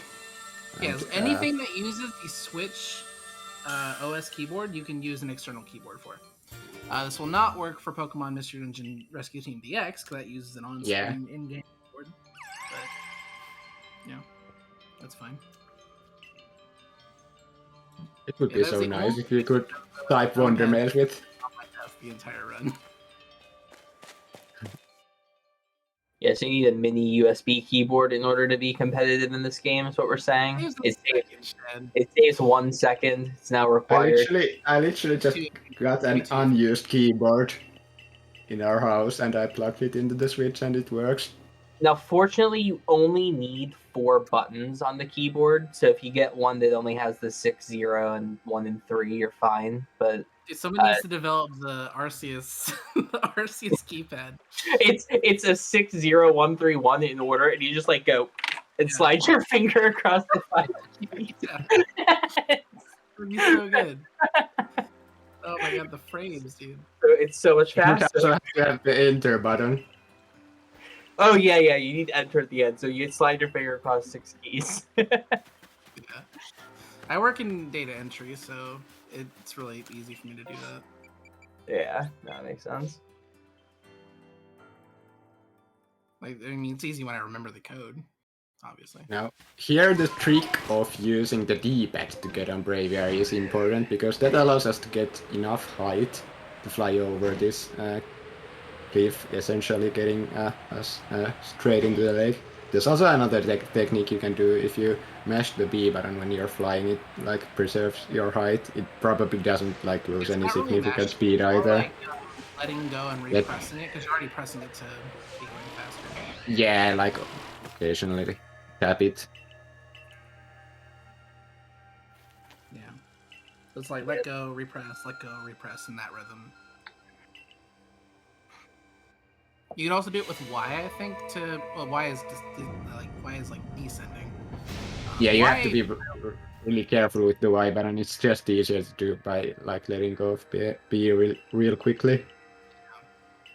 I remember when you told me you used Y for it. That really just kind of shocked me. That was when I first discovered about it, and I thought that you would use Y, but yeah. Luckily, the B method doesn't lose any time, so I was afraid when Shady said he used Y that B method lost speed. That was my big concern, because you're letting go of the dash button is the issue. As far as I know, it doesn't actually lose any speed if you just quickly do it, like compared to just flying straight. Okay, so here we're going for a strong close combat, and this is, unfortunately a range. And the other thing to keep in mind about this is that these are not like consistently calculable ranges, because all of these alphas are wild Pokemon and have their stats and natures and all that generated right now when we can fight them. Yeah, and since they are alphas, they get like three EL guarantees, which is basically the equivalent of getting a 31 IV, which matters a lot for the defense stats. Nice, you missed. Okay. So yeah, there we go. But yeah, I have done like calcs like with like conditional probability stuff. Like it doesn't take natures into account, but like I have like rough numbers on what each of these ranges are if you like assume no knowledge about the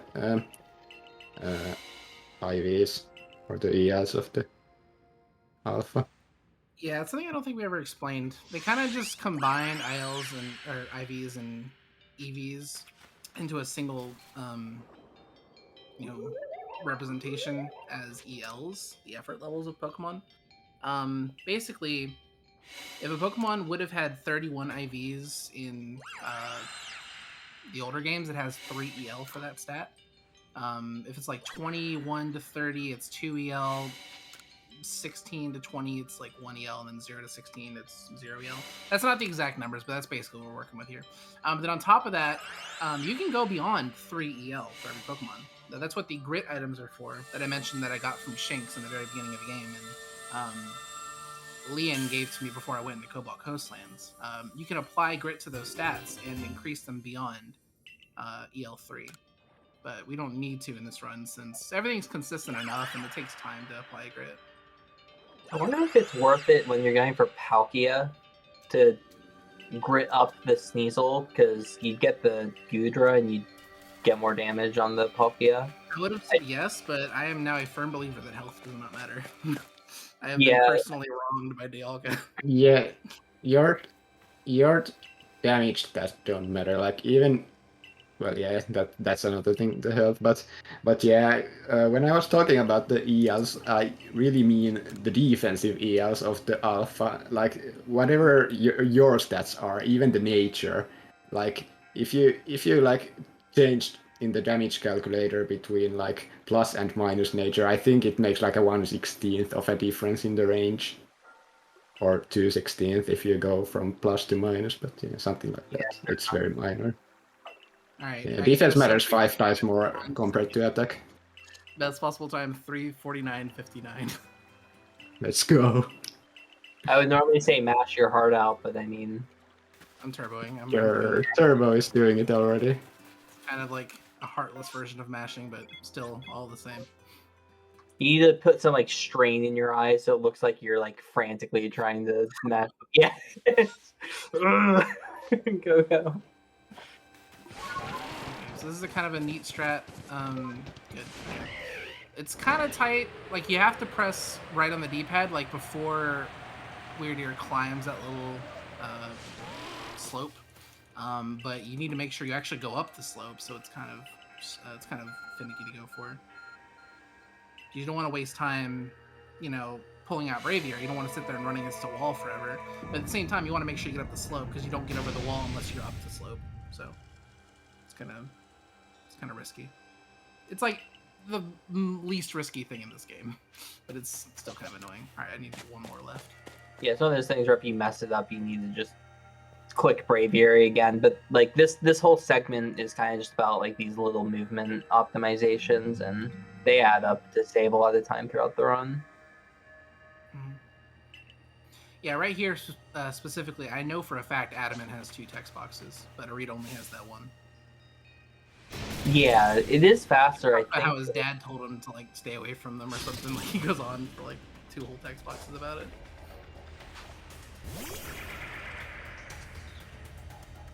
Double edge. Yeah, Alright, hopefully we want to see a lot of damage here. That's we'll see. I also didn't have that great of a level of a Gastrodon, so yeah.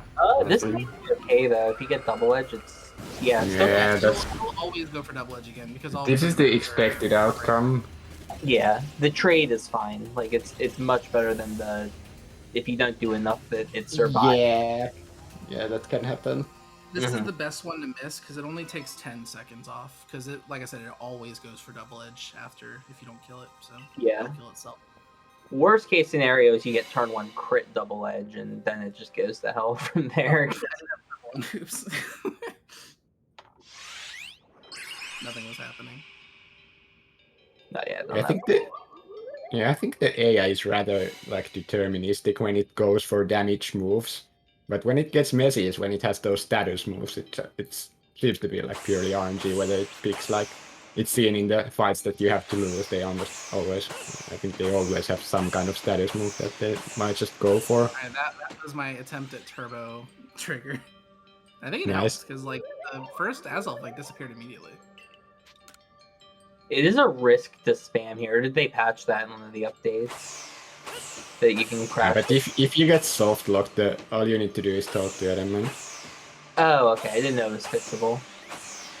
Yeah, I've seen it happen to someone, and that at least fixed it for them. Okay. Yeah, there's a like soft lock you can do here if you actually hit the Azelf, which is like funny to say, but it's like, oh, you beat my trial. Bye. It's just like you shouldn't do this. You should not be able to win this challenge until I let you win.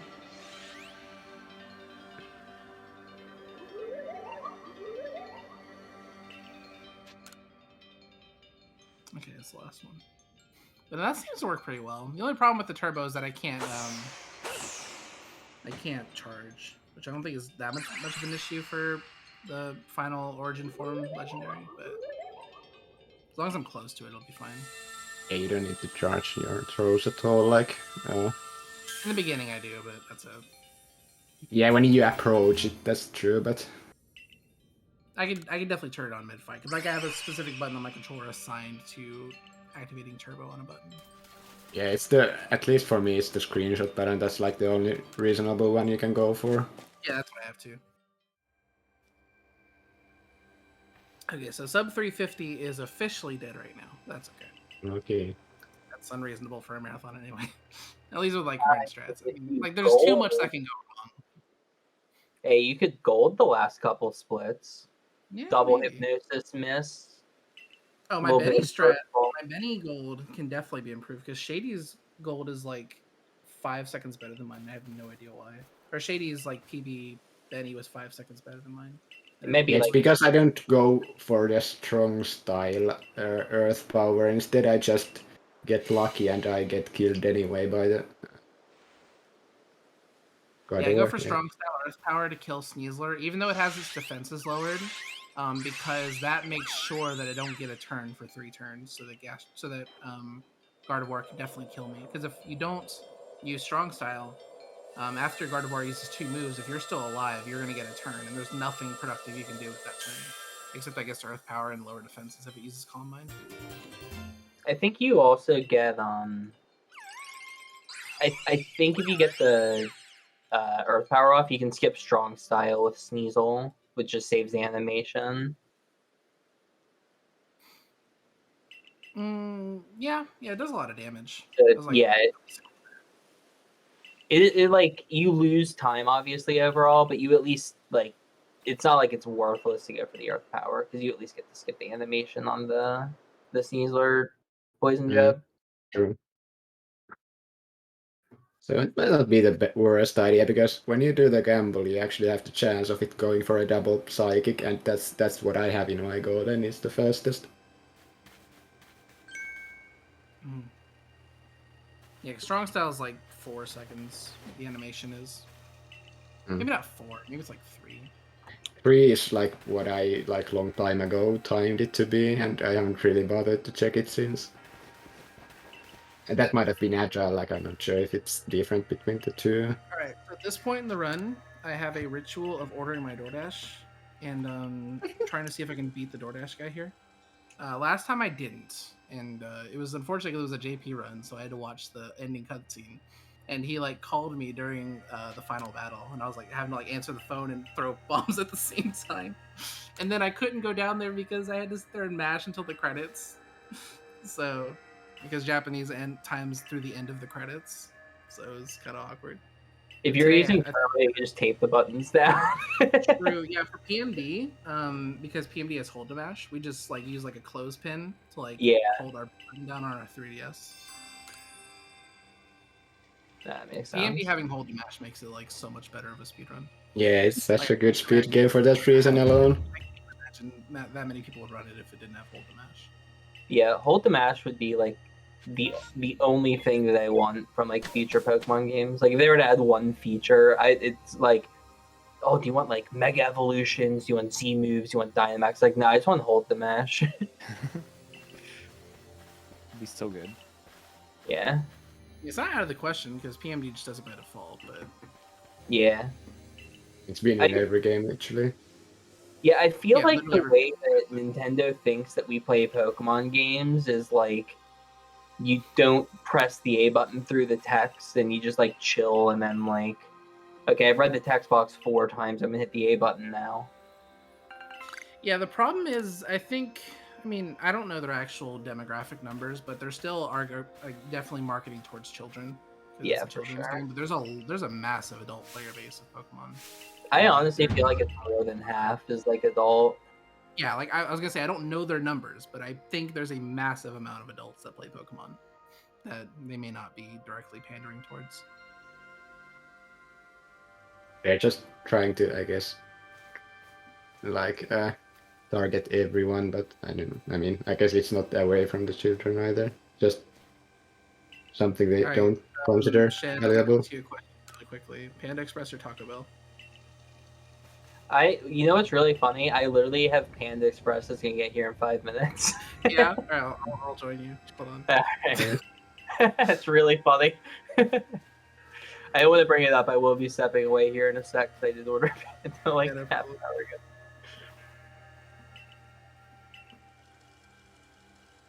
Okay. So now there's a couple more spots here we can lose some time. Obviously not moving well is one of them. There's an Alpha Electivire here that can see us and give us one of those 4-second knockdowns, which is not good. This one's probably not going to see me. Okay, we're good. Nice. As long as you understand the way they turn, like, they will take the shortest turn possible to turn and look at you. So if you know that, you can kind of manipulate them to turn a certain way and run around the other way. That's basically the best way to pass alphas, or any Pokemon rather. If you play catch 'em all, you learn that like really well. Like you can do catches without using stealth spray for like aggro folks. Well, yeah, like we had a strat for Ghastly back in the day that had stealth spray, and like it doesn't even need stealth spray anymore. Like if you're good enough, like if you understand the turning mechanics enough, you can do it without stealth spray pretty easily. Wait, what's Benny? What? He's a bad guy? What? No way. He just made emojis. What? He just makes the merch. But no, it's heavily believed that this is Wally's ancestor because he has a lot of the same Pokemon that Wally has. I can see it, yeah. And the style is similar. He's got the white hair. Something's not right here. Oh. Something's like off here. Yeah. It's hard switch. It's probably fine. I hope the Gastron will You have 2 pokes that can deal with mismages. So. Yeah. Few pokes that can deal with You're asleep. That might be an issue, but we'll see. Okay, I missed. Nice. What does Gastro take out here? I don't even remember. But Okay. Glalie might kill that with strong icicle crack. yeah, because it's going for close combat, so it's going to lower his defense stats. Too. Yeah, I feel like he just kill with strong ice crack on Sneak. Did I go for Glalie? I think Glalie. Yeah, my heart is telling me that this will kill with strong ice crash, and then you'd have to deal with Drowsy. Yeah, the defense drop is quite significant. Yeah, because He's Gardevoir also, like, comes very in. fair. Yeah. This might die easier too. Nice. Oh, crit! Well, it was a crit, so we don't know. We'll never find out. Okay, so Can we finally route out Gastro? Okay, so yeah, we switch out to... okay. No, this is fine, because you just get straight to... Yeah. Yeah, it should be fine. Yeah, it's just a different order now. Yeah. Oh, this might actually work out, because now you die faster to the... You'd have to get multiple psychics. You probably just die to one. Interesting. Sneasel gets experience, so Sneasel probably gets a 62. Wait a minute. Oh, Shem? Was a better chance of outspeeding Palkia. Oh, fuck you. Alright. I mean, oops. I mean, Benny's probably the hardest fight in the game. It's most upsetting for sure. Yeah. It's like it does calm mind. You know, sometimes I've even had an instance where the Gallade doesn't go for Psycho Cut on Sneasel, and it's absolutely supposed to. Which is really annoying. Seen it like once, yeah. Like, this is the roadblock, the obstacle in the way for finishing the run for sure. In terms of battling, like Komodo's hard, but Komodo's fairly solved now with Glalie, so it's fine. Yeah, there's not much that can go wrong there. The other thing that's weird about Benny is like the Hypnosis lead adds a lot of RNG element to it as well. Because, well, now at least they can deal with it, but they used to just with Glalie, the problem is the Mismagius has Power Gem. So if you don't have a high enough level Glalie, it'll kill you. It'll see a kill with Power Gem and go for it.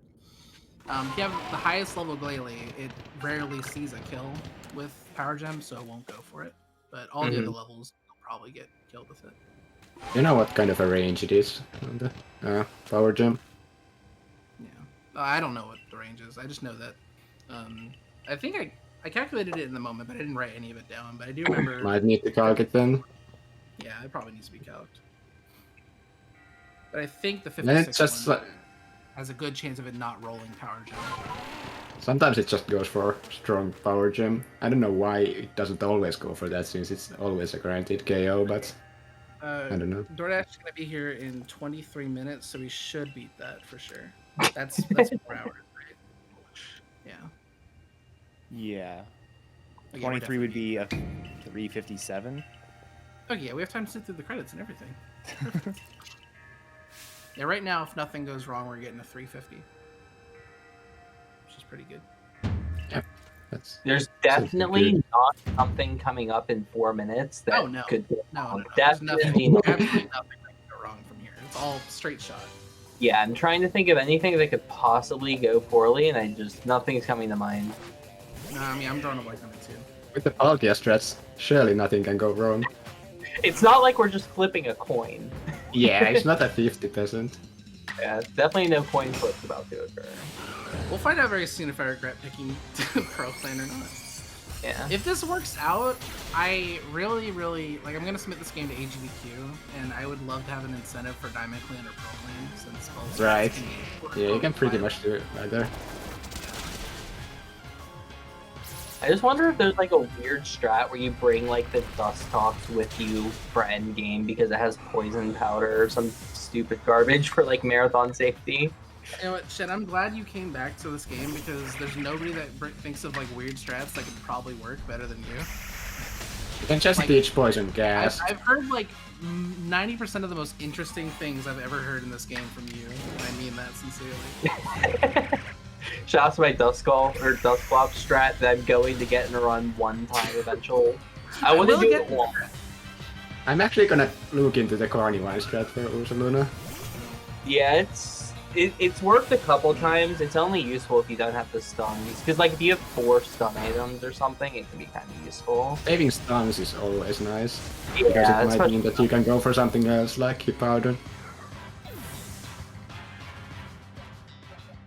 I'm gonna go for something cheap here.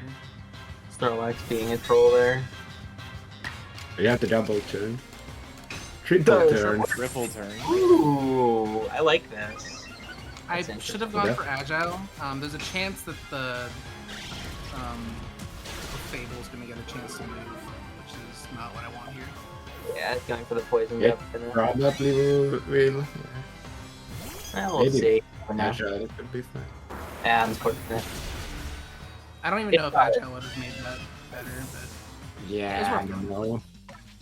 You would need to have a pretty high speed stat, which maybe that's what it's for. Yeah, maybe. I mean that Sneasel has a pretty good speed, I think. Okay, at least you got the KO with the stun thing. You got the level up as well. Yeah, this was not a good level for Skuntank. Yeah, so. that was a little scary, but not a big deal. You always have the Rufflet in the back. That Rufflet tries so hard. Like, It's such a good boy. Yeah. Whatever bird you bring, it's always just the homie in the back ready to help. That was the Luxray for the longest time in this route, because the Luxio we dropped off after Obsidian Fieldlands used to be a full game party member, along with Starter and the Staravia, Staraptor. But yeah, we ditched Starter and Luxio after the first area, which feels a little bit weird, but you know, this game really just rewards catching new Pokemon and using them over your old Pokemon, so you have to play by those rules. There's also like no required to win fights except for like the Ursaluna and then like, oh, I guess the Bandits, but yeah. Yeah, even my PB still had the Luxray, which is still like a very competitive time.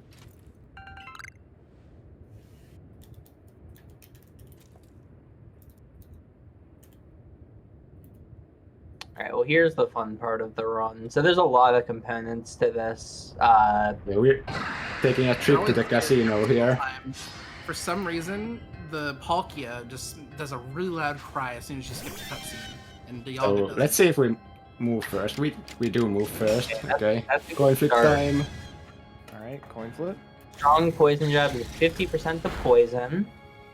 Lucky. Now we have to catch it at 50%. Yeah. Unless you want to go for another poison, but that doesn't work because then it would die to the poison, so yeah. Yeah. Also, it gets a double turn because Palkia has higher speed. It can also, the Dialga can also get a double there. Yeah, Dialga does get the double turn eventually, so I don't think it makes a difference. Yeah. Other than if you catch it quickly. Oh, dude, I'd want to be on this Rufflet. Animation. Come on. Lucky. Nice, oh, let's go, Rufflet! It's so cute. It's trying so hard to dodge for you. The angle that it's flying at too, it's like, come at me. Yeah. It's looking up, like it's looking at the eyes. No, Rufflet! Rufflet, no! It's obliterated. Holy no. No! He was a good boy. Yeah, the big danger with Palkia is it's not benefited, honestly. Yeah, you're quite likely to die if you miss the coin flip, but I don't think I ever actually died in practice, but I certainly saw that it could quickly go downhill. Yeah, Gastro does leave. Oh, but we get a double turn. A double turn, yeah. Maybe we're switching with two throws now. Yeah, this might be 2 pros with Lily. Okay. Lily might also live a move.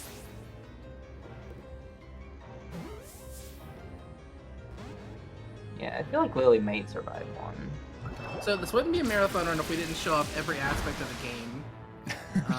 So it is, worth dying here and showing the 1 minute cutscene that happens. Or just catch on the last ball. Oh, we got it! Ah, there it is. Amazing. Okay, we are on Turbo World Record pace now. 350. When you say we're on Turbo World Record pace, do you mean like we're getting the world record, or? The Turbo World Record is 355, which was the last marathon run I did where I mentioned I had 9 Dialga breakouts. Right, yeah. So by not dying on this fight, we have already essentially made it there. Pog. So yeah, Palkia needs to be figured out more for sure. Yeah, we need to figure out something for these catches. But like, in theory, when you're going for world record attempts, it's just get lucky lol. Like, yeah, get lucky. Yeah, I think it's just like you saw the like bad half of it, and you haven't seen the good half, so I don't know. Like, what does it even out to? Like, Dialga can also be bad if you never catch it. Mm-hmm. Also, this doesn't have the danger that you kill it by critting. Well, I guess if you crit and poison, then it would eventually die, but usually if it's red and poisoned, it's pretty much a guaranteed catch. Yeah. Yeah, I don't know how much Strong Poison would have done. Strong Poison Jab would have done from Skuntank, since it's like 10 levels lower than. It's a little less. It's a little less when I was routing.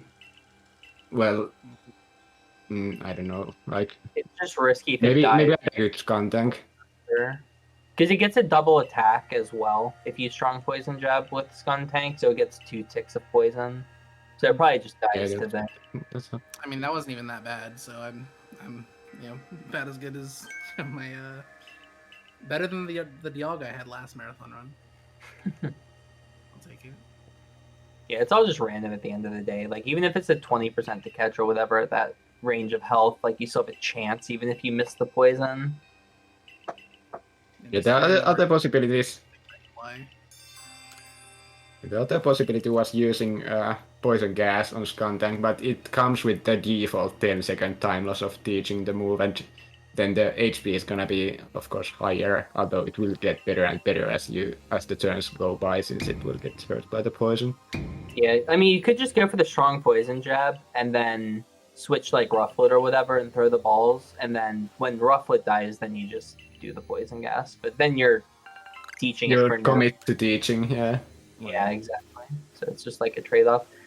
I feel like it's just like a marathon safety thing, though. Maybe it's better to just do something that's a bit slower. Yeah, maybe.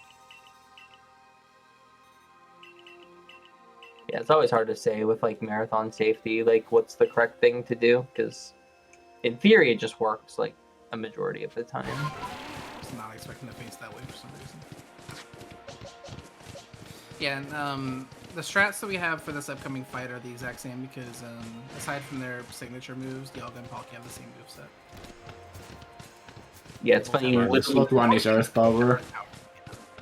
Yeah, you literally just click around and move 2 times and win the fight. There's no reason to get anything fancy. My Turbo A button on, because that's all I'm going to do in this fight. Yeah, it's also in slot 1, which is just optimal. You have to like input to a different move. It's just spam. Yeah, I keep the Turbo A button on even after Palkia dies, if it dies, because Gastrodon's in slot 1. Gastro's slot 1 That's and awesome. slot... Oh, no. Nice. You have to menu the menu Earth Power. Earth Power. It's up. I just time my up input and we're good. Yeah. So that's pretty funny. Yeah, I didn't Just realize. go loud. Yeah, this fight, you might think, wait, you're talking about dying with the Palkia? This fight is just BS. There's a Gengar that comes in, it gets 2 moves no matter what you do. It has Hypnosis, and if it hits Hypnosis, then you just sometimes don't get to attack. And Palkia is less bulky than Dialga, so it has a better chance to kill me than it otherwise would. Yeah. Yeah, it can also double Shadow Ball. If it gets the drop, you sometimes just die.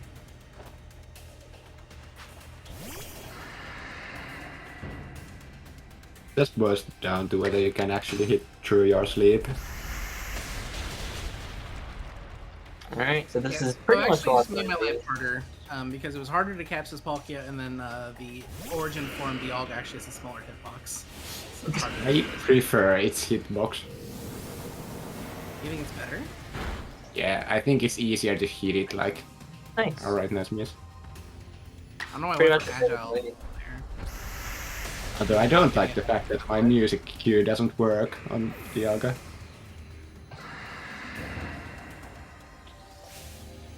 I'm actually really curious why the Gengar went for agile Shadow Ball. Maybe because you had like a fast Palkia, maybe saw that it had to go for it or something. Oh, I've heard the split. Oops. I don't know if Palkia and Dialga have the same speed. I know they have the same special attack, but No, No, Dialga's a little slower. Yeah, it's like Yeah, 90 that's or 5, I think. yeah, maybe Gengar wouldn't have gotten a double turn if it didn't do that agile.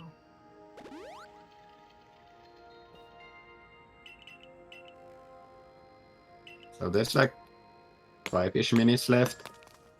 I guess we were supposed to inform about that. Oh yeah. I got it. Okay. It's 90 and 100. Oh, it's I recently 100. looked at that as well when I was doing the routing.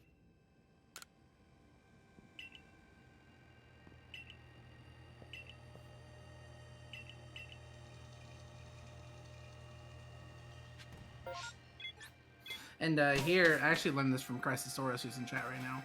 It doesn't matter which professor you go to, like at what camp. Like you would think. Yeah, maybe there are every multiple professors. But he's at every single camp, so it doesn't matter. Yeah, I just mash A.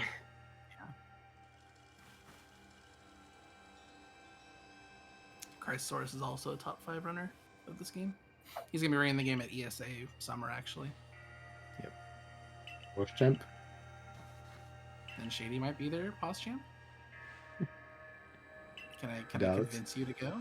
It's like one country over. It's about as south as It's you like can go one in Sweden. country over. That's like one state for us. Like it's not a big deal. I was gonna meme and say that like Spain is one country on, over man. from the US. There's It's no not really countries wrong, between us and Spain. Is that one country? I think. Yeah. Well, okay, yeah, Portugal. Yeah. Well, Spain's also coastal. Yeah. I They're was just like picking. coastal in their north, I think. Yeah, yeah. I forgot The to other- spell again, dude. The other thing is Maybe. like one state over also means something different if you're like where I am versus where you are, Shen. I live in the center of Texas, so it takes 3 hours for me to get out of the state. Yeah, middle Ohio. So it's like two It would for take me, yeah, it would take me 5 minutes or probably like Yeah. 15 minutes to get to one state and probably less than an hour to get to the state on the other side of that. What state do You can live get to in? Rhode I'm in Island. Mass. So it's just shady what it is. So I could just go right through Rhode Island to Connecticut. Yeah, You go should- to shady Rhode Rhode Island Island. Anything over a Right. 3-hour drive is way too long. Yeah. I mean, when I say it takes 3 hours to get out of the state in any direction, the north is kind of fast, but there's no reason to go to Oklahoma, so it's pretty much 3 hours to get where you want to go. That's so much shots. There's one person in chat from Oklahoma who's There's really Luke. mad Yeah. but understands they can't pipe up because it's dude. just Oklahoma. Yeah.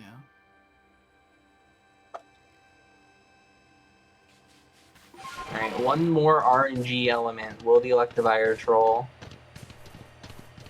I can maybe switch back to my other controller, but that'd probably be more work than it's worth. Oh. Easy. Had to He take did the He did long aggro, way but I don't- around. Yeah, it was within range. Yeah, I probably lost like some frames to dodging there. Yeah, I didn't play that Electivire perfectly well. You could I have should've gone just- from the left. Yeah, I should have approached the way I did last time for the most likely to succeed outcome. But I Yeah. still dodged it, so we're fine. I don't know how I pick up these iron chunks, I just always do. I do too. There's 0 time. I mean, it's It important to doesn't pick make them a up difference. fast, but Yeah. All right, Because you need final, Crafter and Ultra Balls. final boss time. Yeah, so this is timing, by the way, ends on fade out after the fight here. So after the fight is over, we'll call time. So just be ready when the health is getting low. There's a big HP bar at the top of the screen. You can probably figure it out. Yeah, once the HP bar hits 0, we're gonna call And time. then it fades out. Alright, here it is, the final fight.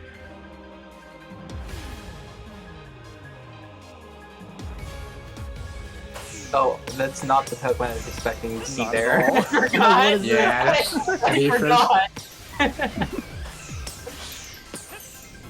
Yeah, so this is actually probably one of the easier, like, quote-unquote noble fights. Like, Yeah, you that's kind of just one kill strat people. that makes it tricky. After the 4 meters, we have like the shockwaves that come out. I'm not sure we got it already. Look, we got the damage boost, Peppa. Okay, there's the damage boost. We walk into the purple cloud, and by doing that, we don't have to dodge. And taking damage from the purple cloud takes less than the dodge, so it saves time. The purple cloud just like pushes you back, but the other one knocks you over. Yeah, Whoa. Like that. That was you get the insane. rage meters. That's the most stupid attack in this fight. I have Yeah, died to you that get- several times. Ooh, okay. I had my turbo on for the thing. Oh, that's so fun. You're gonna die. I died! No! I'm okay. Oh no! Oh my god, I've never ever died to this fight. Yeah, that's actually annoying having Turbo on in that Okay, position. so it's interesting Continue. because you can continue while keeping your progress, which I didn't know for my first couple runs. So Yeah, it's Yeah, like really literally- awkward the menu for it too, because you have to like I blame the specifically. controller. I fully blame the controller. Yeah, that was definitely controller based. I could tell, because like you tried to charge the throw and just couldn't. It was pretty funny. I think we're getting a reset on the entire fight, like phase-wise. Yeah, it pretty much got start from the beginning, except Okay, he's well, going straight to it's in rage. It's in rage because it's under 50% HP. So that's the issue. Yeah, that's RNG. It's 50-50 whether it goes for the annoying quick meter that is extremely we're hard to done. dodge. GG. Time, Still in the GG. turbo world record. That attack is just a line of meters that you can walk out of. That was GG. something. Still world record technically copium. Still world record technically. I lost a minute on that fight, so it is what it is. 3:53:52 is the final time. Not There bad. we go. Really not bad. I think we did all the new strats really, like we did it justice. We kind of left no stone unturned on what to show, especially the fact you can start from a lower health bar. I'm sorry we failed to show dying to the first legendary. We'll definitely- Yeah, that's true. There was a cutscene there we missed. Yeah, that's it's one like of a the minute cutscene where everybody Yeah. needs to regroup and like figure out what we're gonna do about the Dialga or whatever you're fighting. And Mhm. it's just really funny because it loses like just so much time and it's so pointless. But Yeah, like, it's one of the coolest speedrun techs, I would say. It saves -1 minute. It's pretty hype. yeah. Oh yeah. Just did not catch it.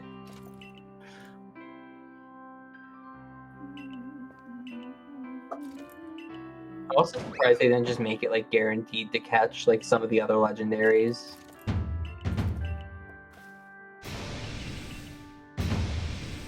Okay, but that's Pokemon Legends Arceus.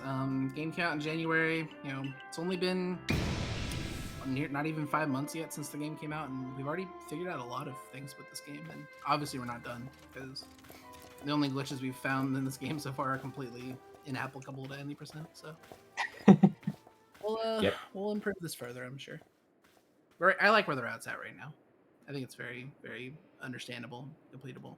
It does require a lot of memorization and learning. Like there's a big entry gap to like learning the run and learning how to satisfy every Pokemon's research requirements. But once you get into it, once you get over that hump of learning what everything needs to finish, it's really, really fun. And I recommend Yeah, it a lot. extremely fun to do. Yeah.